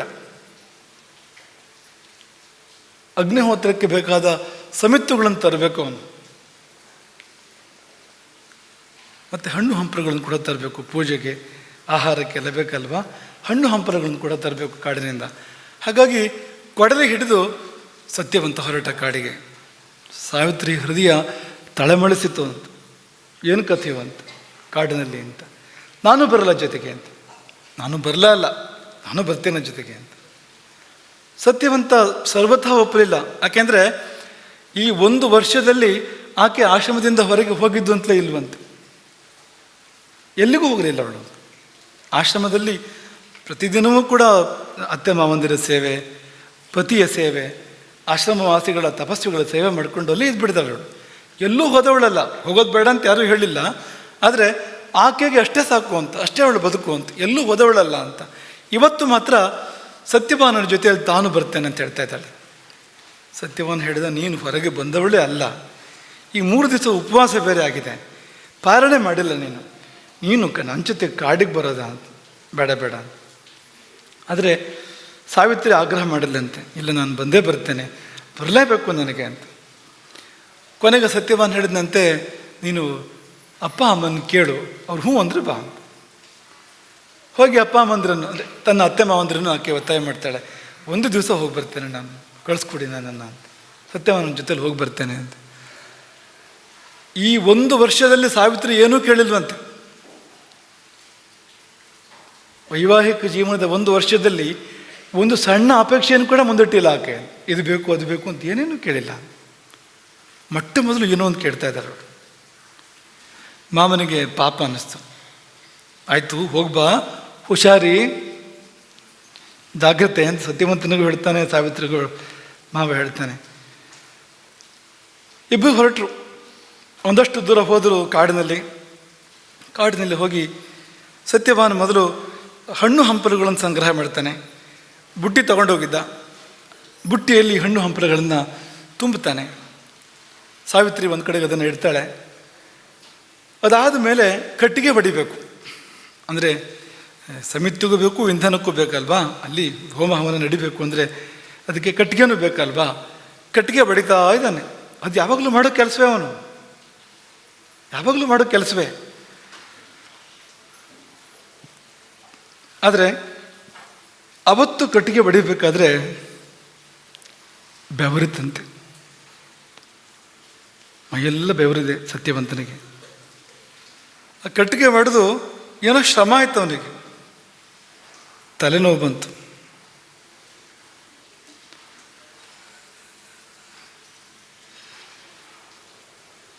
ಅಷ್ಟಕ್ಕೆ ಕಟ್ಟಿಗೆ ಹೊಡೆಯೋದನ್ನು ಬಿಟ್ಟು ಹೆಂಡತಿ ಹತ್ತಿರ ಬಂದು ತನಗೇನಾಗ್ತಾಯಿದೆ ಅಂತ ಹೇಳೋಕೆ ಪ್ರಯತ್ನ ಮಾಡ್ತಾನೆ. ಹೇಳೋಕ್ಕೂ ಕಷ್ಟ ಆಗ್ತಾಯಿದೆ ಅವನಿಗೆ. ಶ್ರಮಪೀಡಿತ ಭಾರ್ಯಾಂ ಉವಾಚ. ಹೇಳೋಕ್ಕೂ ಕಷ್ಟ ಆಗ್ತಾಯಿದೆ ಅವನಿಗೆ, ಶ್ರಮ ಆಗ್ತಾಯಿದೆ. ಹೆಂಡತಿಗೆ ಕಷ್ಟಪಟ್ಟು ಆತ ಹೇಳಿದ್ದೇನು ಅಂದರೆ, ಈ ಕಟ್ಟಿಗೆ ಬಡಿದು ಯಾವಾಗಲೂ ಮಾಡ್ತೇನೆ ಇದನ್ನು, ಇವತ್ತು ಏನೋ ಗೊತ್ತಿಲ್ಲ, ಜಾತ ಶಿರಸಿ ವೇದನ, ತಲೆಯಲ್ಲಿ ಏಕೋ ಅತೀವವಾಗಿರ್ತಕ್ಕಂಥ ವೇದನೆ. ತಲೆ ಮಾತ್ರ ಅಲ್ಲ, ಮೈಯಲ್ಲೂ ನೋವಾಗ್ತಾ ಇದೆ. ಅಂಗಾನಿ ಚೈವ ಸಾವಿತ್ರಿ, ಅಂಗಾಂಗಗಳಲ್ಲಿ ನೋವು. ಹೃದಯಂ ದೂಯತೀವ ಚ, ಕಾರಣ ಇಲ್ಲ, ಅದು ಹೃದಯದಲ್ಲಿ ವೇದನೆ, ಸಂಕಟ ಏನೋ ಹೃದಯದಲ್ಲಿ, ಏನೋ ಕಷ್ಟ ಹೃದಯದಲ್ಲಿ ಅಂತ. ಅಸ್ವಸ್ಥಮೇವ ಚ ಆತ್ಮಾನಂ ಲಕ್ಷ್ಯಯೇ ಮಿತಭಾಷಿಣಿ. ಅವಳನ್ನು ಸಂಬೋಧನೆ ಮಾಡ್ತಾನೆ, ಮಿತಭಾಷಿಣಿ. ಆಕೆ ತುಂಬ ಮಾತಾಡ್ತಾ ಇರಲಿಲ್ಲ ಅಂತ, ಸ್ವಲ್ಪ ಮಾತಾಡ್ತಾ ಇದ್ದಿದ್ದಾಕೆ, ಎಷ್ಟು ಬೇಕೋ ಅಷ್ಟು ಅಂತ. ಹಾಗಾಗಿ ಮಿತಭಾಷಿಣಿ ಅಂತ ಸಂಬೋಧನೆ ಮಾಡಿ, ಅಸ್ವಸ್ಥಮೇವ ಚ ಆತ್ಮಾನಂ ಲಕ್ಷ್ಯಯೇ, ನಾನು ಸ್ವಸ್ಥನಲ್ಲ ಅಂತ ಅನ್ನಿಸ್ತಾ ಇದೆ, ನನಗೇನೋ ಆಗ್ತಾ ಇದೆ ಅಂತ. ಏನು ಅಂತ ಗೊತ್ತಾಗ್ತಾ ಇಲ್ಲ. ಆಕೆ ಗೊತ್ತು ಅದು ಏನು ಅಂತ, ಸತ್ಯವಾನನಿಗೆ ಗೊತ್ತಿಲ್ಲ. ಶೂಲೈರಿವ ಶಿರೋ ವಿದ್ಧಂ ಇದಂ ಸಂಲಕ್ಷಯಾಮ್ಯಹಂ, ತಲೆಗೆ ಹಲವಾರು ಶೂಲಗಳಿಂದ ಚುಚ್ಚಿದಂತೆ. ನೋಡಿ, ಸಾವು ಬರುವಾಗ ಏನೆಲ್ಲ ಅನುಭವಗಳಾಗ್ತವೆ ಮನುಷ್ಯನಿಗೆ. ನೋಡಿ, ನಾನಾ ಪ್ರಕಾರದ ಅನುಭವಗಳಾಗ್ತವೆ ಮನುಷ್ಯನಿಗೆ ಸಾವು ಹತ್ತಿರ ಬಂದಾಗ. ಚರಕ ಸಂಹಿತೆಯಲ್ಲಿ 12 ಅಧ್ಯಾಯಗಳೇ ಇದೆ, ವರಿಷ್ಠ ಲಕ್ಷಣಗಳು ಅಂತ. ಬೇರೆ ಬೇರೆ ಆಚಾರ್ಯಗಳು ಕೂಡ ಹೇಳ್ತಾರೆ ಅದನ್ನು. ಸಾವು ಬರುವಾಗ ಅದು ಹೇಳಿ ಬರ್ತದೆ ಅಂತ, ಸುಮ್ಮನೆ ಬರೋದಿಲ್ಲ ಅಂತ, ಸೂಚನೆಗಳನ್ನು ಕೊಡ್ತದೆ. ಜಟಾಯು ಸಾಯುವಾಗ ರಾಮನಿಗೆ ಹೇಳ್ತಾನೆ, ಸುತ್ತ ಮರಗಳೆಲ್ಲ ಚಿನ್ನದ್ದಾಗಿ ಕಾಣ್ತಾ ಇದೆ, ಚಿನ್ನದ ಮರಗಳು ಎಲ್ಲ. ಆ ಮರಗಳ ತಲೆಯಲ್ಲಿ ಲಾವಂಚ, ತಲೆಯೆಲ್ಲ ಲಾವಂಚದ ತಲೆ ಮರಗಳದ್ದು, ರಂಬೆ ಕೊಂಬೆಗಳೆಲ್ಲ, ಮರ ಎಲ್ಲ ಚಿನ್ನದ್ದು ಅಂತ. ಅದು ಅರಿಷ್ಟ ಲಕ್ಷಣ, ಅದು ಸಾವಿನ ಸೂಚನೆ ಅದು. ಹಾಗೆ ನಾನಾ ಪ್ರಕಾರವಾಗಿ ಸಾವು ಮೊದಲು ಸೂಚನೆ ಕೊಡ್ತದೆ ಅಂತ, ಕೊಡ್ತಾ ಇದೆ ಇಲ್ಲಿ ಸೂಚನೆ. ಅವನು ಸಮಿತ್ತು ಮತ್ತು ಇಂಧನ ಇದೆಲ್ಲ ತರಲಿಕ್ಕೆ ಅಂತ ಕಾಡಿಗೆ ಬಂದಿದ್ದು ಹೋದಾದರೂ ಅದು ಅವನ ಪ್ರಕಾರ ಮಾತ್ರ. ಅದು ವಾಸ್ತವವಾಗಿ ಸಾವು ಕರೆದು ಬಂದಿದ್ದವನು ಆ ಸ್ಥಾನಕ್ಕೆ, ಹೊರತು ತಾನಾಗಿ ಬಂದಿದ್ದಲ್ಲ. ಮೃತ್ಯು ಪ್ರೇರಿಸಿ ಅವನು ಅಲ್ಲಿಗೆ ಬಂದಿರತಕ್ಕಂಥದ್ದು. ಅಲ್ಲಿದ್ದ ಮೃತ್ಯು ಅವನಿಗೆ, ಆಶ್ರಮದಲ್ಲ ಅದು. ಭ್ರಮಂತೀವ ದಿಶಸ್ಸರ್ವಾಹ, ಸಾವಿತ್ರಿ ಜಗತ್ತೇ ತಿರುಗುತ್ತಾ ಇದೆ. 10 ದಿಕ್ಕುಗಳು ಗರಗರನೆ ತಿರುಗುತ್ತಿರುವಂತೆ. ಚಕ್ರಾರೂಢಂ ಮನೋಮಮ, ನನ್ನ ಮನಸ್ಸು ಯಾವುದೋ ಒಂದು ಚಕ್ರವನ್ನು ಏರಿದಂತೆ ಅಂತ, ಗರಗರನೆ ತಿರುಗುವ ಚಕ್ರವನ್ನು ಏರಿದಂತೆ ಅಂತ. ಎಲ್ಲ ತಿರುಗ್ತಾ ಇದೆ. ನಿಲ್ಲೋಕ್ಕೂ ಸಾಧ್ಯ ಆಗ್ತಾ ಇಲ್ಲ. ನಿನ್ನ ಮಡಿಲಲ್ಲಿ ತಲೆ ಇಟ್ಟು ಮಲ್ಕೊಳ್ಳ ಅಂತ ಕೇಳ್ತಾನು ಸತ್ಯವಾನ್. ಆಕೆ ಕೂತ್ಕೋತಾಳೆ ಸಾವಿತ್ರಿ. ಸತ್ಯವಂತ ತನ್ನ ತಲೆಯನ್ನು ಆಕೆಯ ಮಡಿಲಲ್ಲಿಟ್ಟು ಮಲ್ಕೋತಾನೆ. ಎಚ್ಚರ ಇಲ್ಲ. ಈ ಕಡೆ ಪರಿವೆ ಹೋಯಿತು ಸತ್ಯವಂತನಿಗೆ ಅಂತ. ಆಗ ಒಂದು ಆಕಾರ ಕಾಣಿಸಿಕೊಂಡಿತು ಅಲ್ಲಿ. ಅನತಿ ದೂರದಲ್ಲಿ, ಹತ್ತಿರದಲ್ಲಿ ಒಂದು ಆಕಾರ. ಅದು ಅನತಿ ದೂರದಲ್ಲಿದೆ, ಆದರೆ ಸನಿಹ ಬರ್ತಾ ಇದೆ, ಹತ್ತಿರ ಬರ್ತಾ ಇದೆ. ಅದೊಂದು ಪುರುಷಾಕಾರ, ಪೂರ್ತಿ ಕಪ್ಪು ಬಣ್ಣ, ಕಡುಗಪ್ಪು ಬಣ್ಣದ ಒಂದು ಆಕೃತಿ ಇದು. ಕಣ್ಣು ಕೆಂಪು, ಬಟ್ಟೆಗಳೆಲ್ಲ ಕೆಂಪು ಬಣ್ಣದ ಬಟ್ಟೆಗಳಂತೆ. ರಕ್ತವಾಸಸಂ, ಕೆಂಪು ಬಣ್ಣದ ಬಟ್ಟೆಗಳು, ತಲೆಯಲ್ಲಿ ಹೊನ್ನ ಕಿರೀಟ ಶೋಭಿಸ್ತಾ ಇದೆ. ಅವನು ತೇಜಸ್ಸು ಅಂದರೆ ಸೂರ್ಯನ ತೇಜಸ್ಸು, ಸೂರ್ಯೋದಯವಾದಂತೆ ಅಂಥ ತೇಜಸ್ಸು. ಆದಿತ್ಯ ಸಮ ತೇಜಸ್ಸಂ ವಪುಷ್ಮಂತಂ. ಆ ಮೈ ಮಾಮೂಲಿ ಮೈ ಅಲ್ಲದು, ಮಾಮೂಲಿ ಶರೀರ ಅಲ್ಲದು, ಪ್ರಶಸ್ತವಾದ ವಿಶಿಷ್ಟವಾಗಿರ್ತಕ್ಕಂಥ ಶರೀರ ಅದು. ಸಾವಿತ್ರಿ ಲಕ್ಷಿಸ್ತಾಳೆ, ಅವನ ಕೈಯಲ್ಲಿ ಪಾಶ ಇದೆ. ಪಾಶಹಸ್ತಂ ಭಯಾವಹಂ. ನೋಡಿದ ಕೂಡಲೇ ಒಮ್ಮೆ ದಿಗಿಲಾಗುವಂಥ ರೂಪ ಅದು. ಆದರೆ ಶ್ಯಾಮಾವದಾತಂ ಅನ್ನೋ ಶಬ್ದ ಬಳಸ್ತಾರೆ ಮಹಾಭಾರತಕಾರರು. ಶ್ಯಾಮಾವದಾತಂ. ಶ್ಯಾಮ ಅಂದರೆ ಗೊತ್ತು ನಿಮಗೆ, ಬಣ್ಣ ಯಾವುದು ಅಂತ, ಕಪ್ಪು ಶ್ಯಾಮ ಅಂದರೆ. ಅವದಾತ ಅಂದರೆ ಅಮರ ಬರುತ್ತಾ ನಿಮಗೆ? ಬಿಳಿ. ಅವಧಾತ ಅಂದರೆ ಸ್ವಚ್ಛ ಬಿಳಿ, ಸುಂದರ ಅಂತ ಅರ್ಥ, ಸೊಬಗು ಅಂತ ಅರ್ಥ. ಅವಧಾತ ಅಂದರೆ ಅದಕ್ಕೆ ಬಿಳಿ ಅನ್ನೋ ಅರ್ಥ ಇದೆ, ಮತ್ತು ಸ್ವಚ್ಛ ಶುಚಿ ಅನ್ನೋ ಅರ್ಥ ಇದೆ, ಸೊಬಗು ಅನ್ನೋ ಅರ್ಥವೂ ಕೂಡ ಇದೆ ಅವಧಾತ ಅನ್ನೋ ಶಬ್ದಕ್ಕೆ. ಶ್ಯಾಮ ಹೌದು, ಆದರೆ ಅವಧಾತನೂ ಹೌದು ಅಂತ. ಕಪ್ಪು ಹೌದು, ಆದರೂ ಬಿಳಿ ಅಂತ. ಆ ಕಪ್ಪು ಮೈಯಿಂದ ಹೊರಬರುವಂಥದ್ದು ಬಿಳಿಯ ಅಥವಾ ಚಿನ್ನದ ವರ್ಣದ ಕಿರಣಗಳು ಅಂತ. ಅವನು ಅಶುಚಿಯಲ್ಲ ಅಂತ. ಈಗ ಕಪ್ಪು ಮೈಯವರು ರಾಕ್ಷಸರು ಕೂಡ ಇರ್ತಾರೆ, ಅವ್ರನ್ನ ಅವಧಾತ ಅಂತ ಕರೀಲಿಕ್ಕೆ ಸಾಧ್ಯ ಇಲ್ಲ, ಶ್ಯಾಮಾವಧಾತ ಅಂತ ಕರೀಲಿಕ್ಕೆ ಸಾಧ್ಯ ಇಲ್ಲ ಅವ್ರನ್ನ. ಇವನು ಮಾತ್ರ ಶ್ಯಾಮಾವಧಾತ.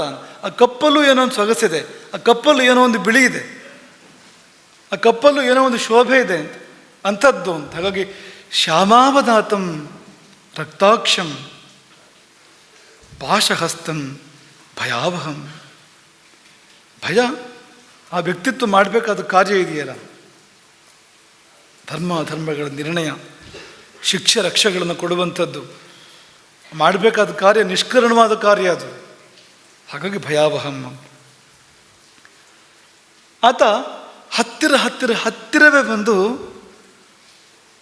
ಸತ್ಯವಾನನ ಪಾರ್ಶ್ವದಲ್ಲಿ ನಿಂತ್ಕೊಂಡು, ಸ್ಥಿತಂ ಸತ್ಯವತ ಪಾರ್ಶ್ವ, ಪಕ್ಕದಲ್ಲಿ ನಿಂತ್ಕೊಂಡು ಅವನನ್ನೇ ನೋಡ್ತಾ ಇದ್ದಾನಂತೆ. ಸತ್ಯವಾನನನ್ನೇ ನೆಟ್ಟದ ದೃಷ್ಟಿಯಿಂದ, ಯಾವ ಎಕ್ಕದ ಕಣ್ಣಿನಿಂದ ಅವನನ್ನೇ ನೋಡ್ತಾ ಇದ್ದಾನೆ.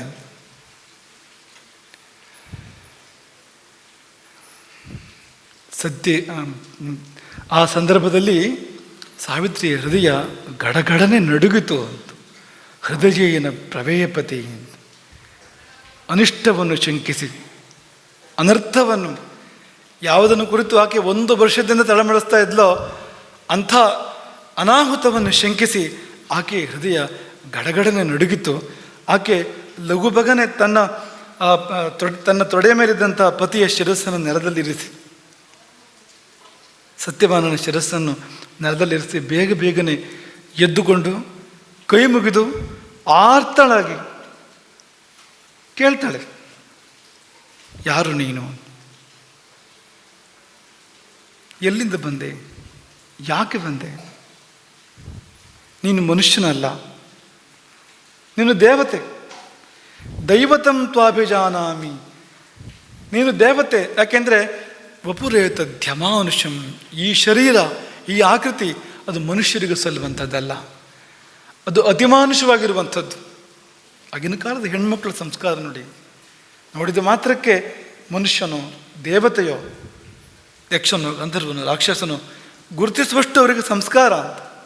ಹಾಗಾಗಿ ದೈವತಂ ಅನ್ನೋ ಶಬ್ದವನ್ನು ಆಕೆ ಬಳಸ್ತಾಳೆ. ದೈವತಂ ತ್ವಾಭಿಜಾನಾಮಿ ವಪುರೇತ ಧ್ಯಮಾನುಷಂ. ಅದಕ್ಕೆ ಆತ ಉತ್ತರ ಕೊಡ್ತಾನೆ, ನೀನು ಪತಿವ್ರತೆ, ನೀನು ತಪೋನ್ವಿತೆ. ಈ 2 ಕಾರಣಗಳ ಸಲುವಾಗಿ ನೀನು ನನ್ನನ್ನು ನೋಡ್ತಾ ಇದ್ದೀಯ ಅಂತ. ಇಲ್ಲದಿದ್ದರೆ ನಾನು ಕಣ್ಣಿಗೆ ಬೀಳುವವನಲ್ಲ. ನಾನು ಬಂದಿದ್ದು ಹೋಗಿದ್ದು ಯಾರಿಗೂ ಗೊತ್ತಾಗೋದಿಲ್ಲ, ಪರಿಣಾಮ ಮಾತ್ರ ಗೊತ್ತಾಗುವಂಥದ್ದು. ಯಾರೊಬ್ಬರು ಶವವಾಗಿರ್ತಾರೆ, ಅದು ಮಾತ್ರ ಗೊತ್ತಾಗುವಂಥದ್ದು. ನನ್ನನ್ನು ಯಾರೂ ನೋಡಲಾರರು. ಯಾರು ನೋಡಬಲ್ಲರು ಅಂದರೆ ನಿನ್ನಂಥವ್ರು ಮಾತ್ರ ನನ್ನನ್ನು ನೋಡಬಲ್ಲರು ಅಂತ. ಪತಿವ್ರತಾಸಿ ಸಾವಿತ್ರಿ ತಥೈವ ಚ ತಪೋನ್ವಿತ. ಪತಿವ್ರತೆ ಮಾತ್ರ ಅಲ್ಲ, ತಪೋನ್ವಿತ ಕೂಡ ಹೋದ ನೀನು ಅಂತ. ಹಾಗಾಗಿ ನೋಡಿದ್ದೇನೆ, ಪತಿವ್ರತೆಯರು ಯಾವ ಯೋಗಿಗಳಿಗೂ ಕಡಿಮೆ ಅಲ್ಲ. ಭೂಮಿಯನ್ನು ಧರಿಸಿದ್ದು 7 ಸ್ತಂಭಗಳಂತೆ. ಅದನ್ನು 7 ಸ್ತಂಭಗಳು ಯಾವ್ಯಾವುದಂತ ಹೇಳ್ತಾರೆ. ಅದರಲ್ಲಿ ಒಂದು ಸತೀಭಿಹಿ ಸತ್ಯವಾದಿಭಿ, ಸತಿಯರು ಅಂತ. ಅಷ್ಟು ಮಹತ್ವ ಅವರಿಗಿರ್ತಕ್ಕಂಥದ್ದು. ನೀವು ಮಹಾಭಾರತದ ಇನ್ನೊಂದು ಕಥೆ ಕೇಳಿರ್ಬೋದು. ಕೌಶಿಕ ಅಂತ ಒಬ್ಬ ಬ್ರಾಹ್ಮಣ, ಅವನು ತಪಸ್ಸು ಮಾಡ್ತಾ ಇರ್ತಾನೆ. ಅಂತಂದರೆ ಸ್ವಲ್ಪ ತಪಸ್ಸಿನಲ್ಲಿ ಒಂದು ಮಟ್ಟಕ್ಕೆ ಅವನು ಮುಟ್ಟಿರ್ತಾನೆ. ಅವನ ಮೈ ಮೇಲೆ ಒಂದು ಹಿಕ್ಕೆಯನ್ನು ಹಾಕತ್ತೆ. ಅದಕ್ಕೇನು ಗೊತ್ತು, ಅದರಷ್ಟಕ್ಕೆ ಹಿಕ್ಕೆ ಹಾಕಿದ್ದು ಪಾಪ. ಅದು ದೂರದವರನ್ನು ಹೀಗೆ ಮೇಲೆ ನೋಡಿದಾಗ ಹಕ್ಕಿ ಸುಟ್ಟೇ ಹೋಯ್ತು, ಸಾತ್ತೇ ಹೋಯ್ತು. ಒಂದು ಸ್ವಲ್ಪ ಹೆಮ್ಮೆ ಆಯ್ತಂತ ಅವನಿಗೆ, ನಂದು ಒಂದು ಸ್ವಲ್ಪ ಪ್ರಭಾವ ಇದೆ ಅಂತ. ನಾನು ಕಣ್ಬಿಟ್ಟು ನೋಡಿದ್ರೆ ಸುಟ್ಟೋಗ್ತಾರೆ ಅವರು ಅಂತ ಸ್ವಲ್ಪ ಹೆಮ್ಮೆ ಆಯಿತು ಅವನಿಗೆ. ಭಿಕ್ಷೆಗೆ ಹೋದ ಪತಿವ್ರತೆ ಒಬ್ಬಳು ಮನೆಗೆ ಹೋಗಿ ಭವತಿ ಭಿಕ್ಷಾ ಅಂತ ಹೀಗಂತ ಯಾಚನೆ ಮಾಡಿದ. ಆಕೆ ಪತಿ ಸೇವೆ ಮಾಡ್ತಾಯಿದ್ಲು. ಕೂಡಲೇ ಹೊರಗೆ ಬರಲಿಲ್ಲ. ಸ್ವಲ್ಪ ಹೊತ್ತಾಯಿತು ಹೊರಗೆ ಬರುವಾಗ. ಬಂದಾಗ ದೂರನೇ ನೋಡಿದ ಆಕೆಯನ್ನು. ಮನಸ್ಸಲ್ಲಿ ಅದೇ ಇದೆ, ಹಕ್ಕಿ ಸುಟ್ಟೋಗಿತ್ತು. ಹಾಗಾಗಿ ಚೂರು ದುರ್ಬುದ್ಧಿಯೋ ಹೋದದು. ಹಕ್ಕಿ ಸುಟ್ಟೋಗಿದ್ದು ಗೊತ್ತಾದ್ಮೇಲೆ ದೂರ ನೋಡಬಾರ್ದು. ಆ ಥರ ಅವನು ಇವಳಿಗೂ ತೊಂದರೆ ಆಗಬಾರ್ದಲ್ವಾ. ದೂರನೇ ನೋಡಿದ ಅಂತ. ಆಕೆ ಹೇಳಿದಂತೆ, ಏನೋ ನನ್ನನ್ನು ಹಕ್ಕಿ ಅಂತ ಅಂದ್ಕೊಂಡ್ಯಾ ನೀನು ಅಂತ. ಜರ್ರನ್ನು ಎಳೀತಂತೆ ಅವನ ಮದ ಎಲ್ಲ. ಅಂದು ಇವಳಿಗೆ ಇಷ್ಟು ಪ್ರಭಾವ ಇದೆಯಾ ಅಂತ. ಎಲ್ಲಿಂದ ಬಂದಿದ್ದು ಪ್ರಭಾವ? ಅದು ಪಾತಿವ್ರತ್ಯ. ಪಾತಿವ್ರತ್ಯ ಸ್ತ್ರೀಯರ ಸರ್ವೋತ್ಕೃಷ್ಟವಾದ ಸಾಧನಾ ಮಾರ್ಗ ಅದು. ಪತಿ ಎಂಥವನು ಬೇಕಾದ್ರೂ ಆಗಿರಲಿ, ಗುಣವಂತನೋ ಗುಣಹೀನನೋ ರೂಪವಂತನೋ ಕುರೂಪಿಯೋ ಧನವಂತನೋ ದರಿದ್ರನೋ ಸಕಲಾಂಗನೋ ವಿಕಲಾಂಗನೋ ಏನು ಬೇಕಾದ್ರೂ ಆಗಿರಲಿ, ಆದರೆ ಅವನಲ್ಲಿ ಶ್ರೀಪತಿಯನ್ನು ಕಾಣುವಂಥದ್ದು ಕಣ್ಣು ಅವಳಿಗಿದ್ದರೆ, ಪತಿಯಲ್ಲಿ ಶ್ರೀಪತಿಯನ್ನು ಭಾವಿಸ್ತಕ್ಕಂಥ ಮನಸ್ಸು ಅವಳಿಗಿದ್ದರೆ, ಅವಳು ಮಹಾಯೋಗಿನಿ ಆಗ್ತಾಳೆ ಅವಳು ಅಂತ, ತಪಸ್ಸಿದ್ಧೇ ಆಗ್ತಾಳೆ ಅವಳು ಅಂತ. ಅವಳಿಗೆ ಅದೇ ತಪಸ್ಸು ಅಂತ. ಬೇರೆ ಏನು ಮಾಡಬೇಕಾಗಿಲ್ಲ ಅವಳು. ಯಾವುದೇ ಬೇರೆ ಇನ್ಯಾವ ಕರ್ಮಕಾಂಡವೂ ಬೇಡ ಅವಳಿಗೆ ಅಂತ. ಅಷ್ಟನ್ನು ಅವಳು ಮಾಡ್ತಾ ಇದ್ದರೆ, ಆ ಪತಿ ಸೇವೆಯನ್ನು ಮಾಡ್ತಾ ಇದ್ದರೆ, ಅವನ ಯೋಗ್ಯತೆಯಿಂದ ಅಂತ ಅಲ್ಲ ಅದು. ಇವಳಿಗೆ ದೇವರು ಅಂತ ಯೋಗವನ್ನು ಕೊಟ್ಟಿದ್ದಾನೆ. ಇಡೀ ಸ್ತ್ರೀ ಸಂಕುಲಕ್ಕೆ ಭಗವಂತ ಅಂತ ಯೋಗವನ್ನು ಕೊಟ್ಟಿದ್ದಾನೆ. ಅದಷ್ಟು ಮಾತ್ರದಿಂದ ಈ ಗಂಡಸರು ಅದೆಲ್ಲ ಮಾಡಿ ಏನೇನೋ ಯಜ್ಞ ಯಾಗ ಹೋಮದಾನ ತಪಸ್ಸು ಮಾಡಿ ಏನು ಸಂಪಾದನೆ ಮಾಡ್ತಾರೋ ಅದೆಲ್ಲವನ್ನೂ ಅದಕ್ಕಿಂತ ಬಹಳ ಬೇಗದಲ್ಲಿ, ಅವರಿಗಿಂತ ಬಹಳ ಬೇಗದಲ್ಲಿ ಇವರು ಸಂಪಾದನೆ ಮಾಡ್ತಾರೆ. ಅದೊಂದು ಮಾರ್ಗ ಅದು ಅಂತ. ಗಂಡಸರಿಗೆ ಇರುವಂಥ ಒಂದು ಪ್ರಿವಿಲೇಜ್ ಅಲ್ಲ ಅದೇನು, ಇವರಿಗಿರ್ತಕ್ಕಂಥ ಒಂದು ಮಾರ್ಗ ಅದು ಅಂತ. ಆ ಮಾರ್ಗವನ್ನು ಆಕೆ ತುಂಬ ಚೆನ್ನಾಗಿ ಅನುಷ್ಠಾನ ಮಾಡಿದ್ದಾಳೆ ಸಾವಿತ್ರಿ. ಹಾಗಾಗಿ ಅವಳಲ್ಲಿ ಅತೀವವಾಗಿರ್ತಕ್ಕಂಥ ಪ್ರಭಾವ ಇದೆ ಅಂತ. ಆ ಪ್ರಭಾವದಿಂದಾಗಿ ಆಕೆಗೆ ಯಮ ಗೋಚರಿಸಿದ. ಮತ್ತು ಯಮ ಆಕೆ ಜೊತೆಗೆ ಮಾತಾಡ್ತಾ ಇದ್ದಾನೆ ಅಂತ. ಅತಸ್ತ್ವಾಂ ಅಭಿಭಾಷಾಮಿ. ಈ 2 ಕಾರಣಗಳ ಸಲುವಾಗಿ, ನಿನ್ನ ಪಾತಿವ್ರತ್ಯ, ನಿನ್ನ ತಪಸ್ಸು, ಈ 2 ಕಾರಣಗಳ ಸಲುವಾಗಿ ನಾನು ನಿನ್ನೊಂದಿಗೆ ಮಾತನಾಡ್ತಾ ಇದ್ದೇನೆ. ಹೇ ಶುಭಾಂಗಿ, ಶುಭಳೆ, ನಾನು ಯಮ. ಆಯುಸ್ಸು ಮುಗಿದಾಗ ಜೀವಗಳನ್ನು ಪಾಶಬದ್ಧಗೊಳಿಸಿ ಸೆಳೆದೊಯ್ಯುವುದು ನನ್ನ ಕೆಲಸ ಅಂತ. ಅವರ ಕರ್ಮಕ್ಕನುಸರಿಸಿ ಸದ್ಗತಿಯೋ ದುರ್ಗತಿಯೋ ವಿಧಿಸುವವನು ನಾನೇ. ನಿನ್ನ ಗಂಡ ಸತ್ಯವಾನ್, ಅವನ ಆಯುಸ್ಸು ಮುಗಿದಿದೆ, ಕರ್ಕೊಂಡು ಹೋಗೋ ಸಲುವಾಗಿ ಬಂದೆ. ಅಯಂತೆ ಸತ್ಯವಾನ್ ಭರ್ತ, ನಿನ್ನ ಪತಿ ಸತ್ಯವಾನ್ ಕ್ಷೀಣಾಯುಹು, ಆಯುಸ್ಸು ಮುಗಿದಿದೆ ಅವನದ್ದು ಅಂತ. ನೇಷ್ಯಾಮಿ ತಮಹಂ ಬದ್ಧ್ವಾ. ಹಾಗಾಗಿ ಅವನ ಕೊರಳಿಗೆ ಪಾಶವನ್ನು ಹಾಕಬೇಕು ನಾನೀಗ, ಅವನನ್ನು ಸೆಳೆದೊಯ್ಯಬೇಕು. ಇದಕ್ಕೋಸ್ಕರ ಬಂದೆ. ದೇವತೆಗಳು ಸುಳ್ಳು ಹೇಳುವವರಲ್ಲ, ಸುಳ್ಳು ಹೇಳದೆಯೇ ಆಸ್ಥಾನಕ್ಕೆ ಅವ್ರು ಏರಿರ್ತಕ್ಕಂಥದ್ದು. ಹಾಗಾಗಿ ಇದ್ದದ್ದನ್ನು ಇದ್ದ ಹಾಗೆ ಯಮ ಸಾವಿತ್ರಿಗೆ ಹೇಳ್ತಾನೆ. ಬಂತಲ್ಲ, ಯಾವುದನ್ನು ಆಕೆ ವರ್ಷದಿಂದ ನಿರೀಕ್ಷೆ ಮಾಡ್ತಾ ಇದ್ಲು, ಪ್ರತಿದಿನ ಪ್ರತಿಕ್ಷಣ ಆ ಸಂದರ್ಭ ಕಣ್ಣು ಮುಂದೆ ಬಂದು ನಿಂತು ಬಿಟ್ಟಿದೆ. ಧೃತಿಗೆಡದೆ ಆಕೆ ಯಮನನ್ನು ಪ್ರಶ್ನೆ ಮಾಡ್ತಾಳೆ ಸಾವಿತ್ರಿ. ನಾನು ಕೇಳಿದ್ದು, ಆಯುಸ್ಸು ಮುಗಿದಾಗ ಜೀವಗಳನ್ನು ಸೆಳೆದೊಯ್ಯಲು ಯಮದೂತರು ಬರ್ತಾರೆ ಅಂತ. ಚಂಡ ಮತ್ತು ಪ್ರಚಂಡ ಎಂಬ ಈರ್ವರು ಕರಾಲರಾದ ಯಮದೂತರು ಬರ್ತಾರೆ, ಇದು ನಾನು ಕೇಳಿದ್ದು. ಸ್ವಯಂ ನೀನೇ ಬಂದೆ ಏಕೆ? ಅದಕ್ಕೆ ಯಮ ಹೇಳಿದಂತೆ, ನಿನ್ನ ಗಂಡ ಅಂಥವನು, ನಿನ್ನ ಗಂಡ ಸಾಮಾನ್ಯನಲ್ಲ ಅಂತ. ಅವನ ಧರ್ಮ, ಅವನ ಪುಣ್ಯ, ಅವನ ಯೋಗ್ಯತೆ ಅದು ಎಂಥದ್ದು ಅಂದರೆ, ಚಂಡ ಪ್ರಚಂಡರು ಬಂದು ಕರ್ಕೊಂಡು ಹೋಗುವಂಥದ್ದಲ್ಲ ಅದು. ಚಂಡ ಪ್ರಚಂಡರು ಬಂದು ಅವ್ರಿಗೆ ಅವರದ್ದೇ ಆದ ಕ್ರಮ ಇದೆ. ಅವರು ಬಂದು ಗದರಿಸಿ ಬೆದರಿಸಿ ಪೆಟ್ಟು ಕೊಟ್ಟು ಬೈದು ಎಲ್ಲ ಮಾಡ್ತಾರಲ್ವಾ, ಅದಕ್ಕೆಲ್ಲ ಬರೋರು ಅವರು ಅಂತ.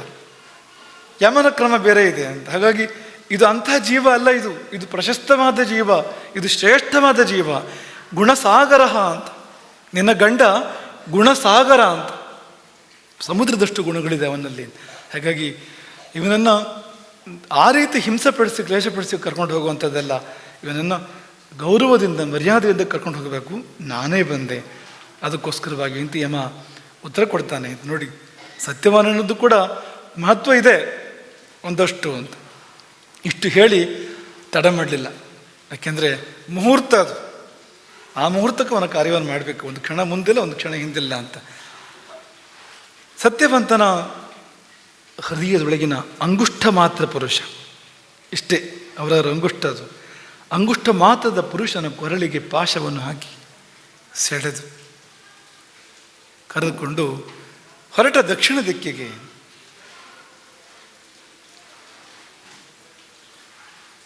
ಪಿತೃನಗರಿಗೆ, ಸಂಯಮಿನಿಪುರಿಗೆ ಆ ಜೀವವನ್ನು ಸೆಳೆದು ಕರೆದುಕೊಂಡು ಹೊರಟ ಯಮ. ಆ ಸಮಯದಲ್ಲಿ ರಾಮಸ್ಮರಣೆ ಮಾಡಬೇಕು. ರಾಮಸ್ಮರಣೆ ಮಾಡುವ ಹೊತ್ತೆ ಯಾರೇ ಆದರೂ ಕೂಡ ಅವರ ಜೀವ ಹೋಗ್ತಾ ಇದೆ ಅಂದರೆ ನಿಂದು ದುಡ್ಡೆಲ್ಲ ಎಲ್ಲಿಟ್ಟಿದೆ ಅಂತ ಕೇಳಬಾರ್ದು ಆ ಹೊತ್ತಿನಲ್ಲಿ ಅಂತ.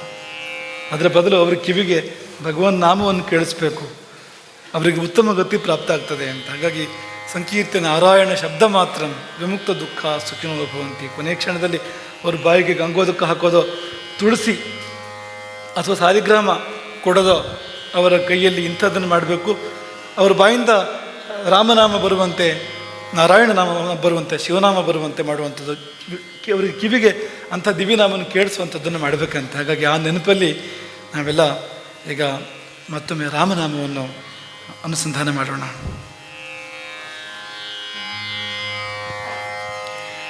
ರಾಮ ರಾಮ ರಾಮ ಸೀತಾ ರಾಮ ರಾಮ ರಾಮ.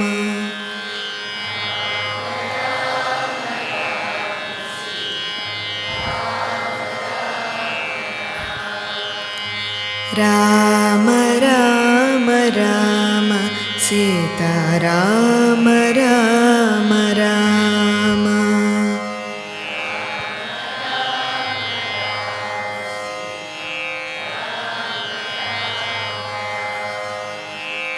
ರಾಮ ರಾಮ ರಾಮ ಸೀತಾ ರಾಮ ರಾಮ ರಾಮ.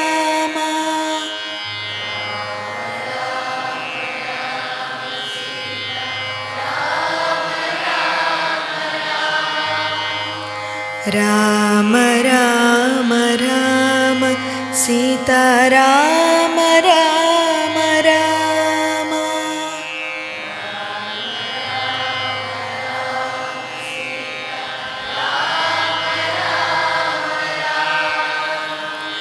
ರಾಮ ರಾಮ ರಾಮ ಸೀತಾ ರಾಮ ರಾಮ ರಾಮ.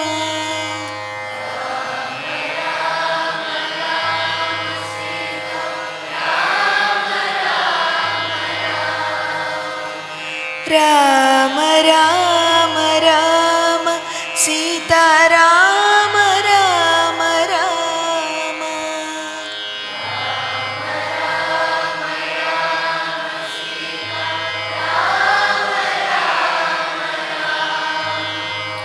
ರಾಮ ರಾಮ ರಾಮ ಸೀತಾ ರಾಮ ರಾಮ ರಾಮ.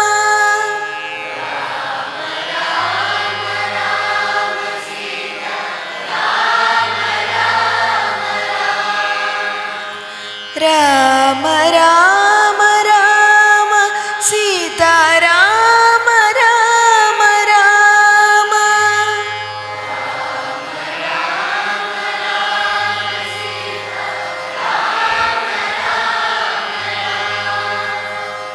ರಾಮ ರಾಮ ರಾಮ ಸೀತಾ ರಾಮ ರಾಮ ರಾಮ.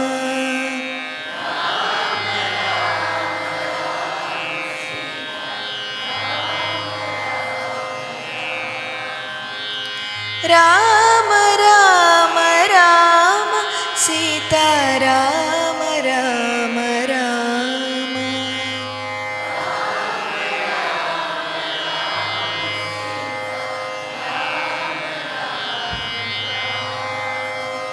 ರಾಮ ರಾಮ ರಾಮ ಸೀತಾರಾಮ ರಾಮ ರಾಮ.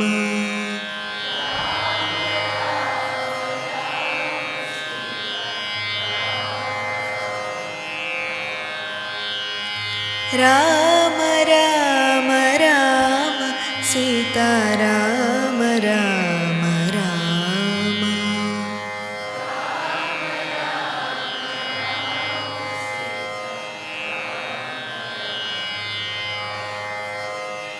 ರಾಮ ರಾಮ ರಾಮ ಸೀತಾರಾಮ ರಾಮ ರಾಮ.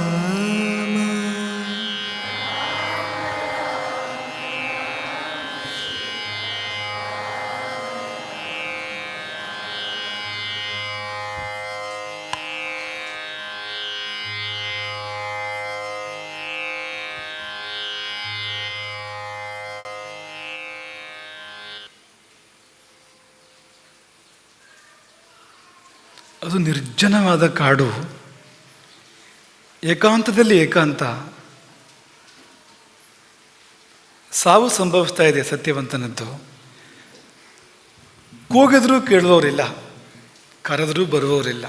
ಬಂದರೂ ಮಾಡೋದಾದರೂ ಏನವರು? ಸಾಕ್ಷಾತ್ ಯಮನೇ ಬಂದು ಕೊರಳಿಗೆ ಪಾಶ ಹಾಕಿದ ಮೇಲೆ ಯಾರು ಬಂದರೂ ಮಾಡೋದಾದರೂ ಏನು? ಒಬ್ಬಾಕಿ ಸಾವಿತ್ರಿ ಏನು ಮಾಡ್ತಾಳೆ ಹೇಳಿ ಕೇಳಿ? ಹೆಣ್ಣು ಹೆಂಗಸು ಒಬ್ಬಾಕೆ ಏನು ಮಾಡ್ತಾಳೆ ಅವಳು? ಅವನ ಹಿಂದೆ ಹೋದ್ಲಂತೆ, ಯಮನ ಹಿಂದೆ.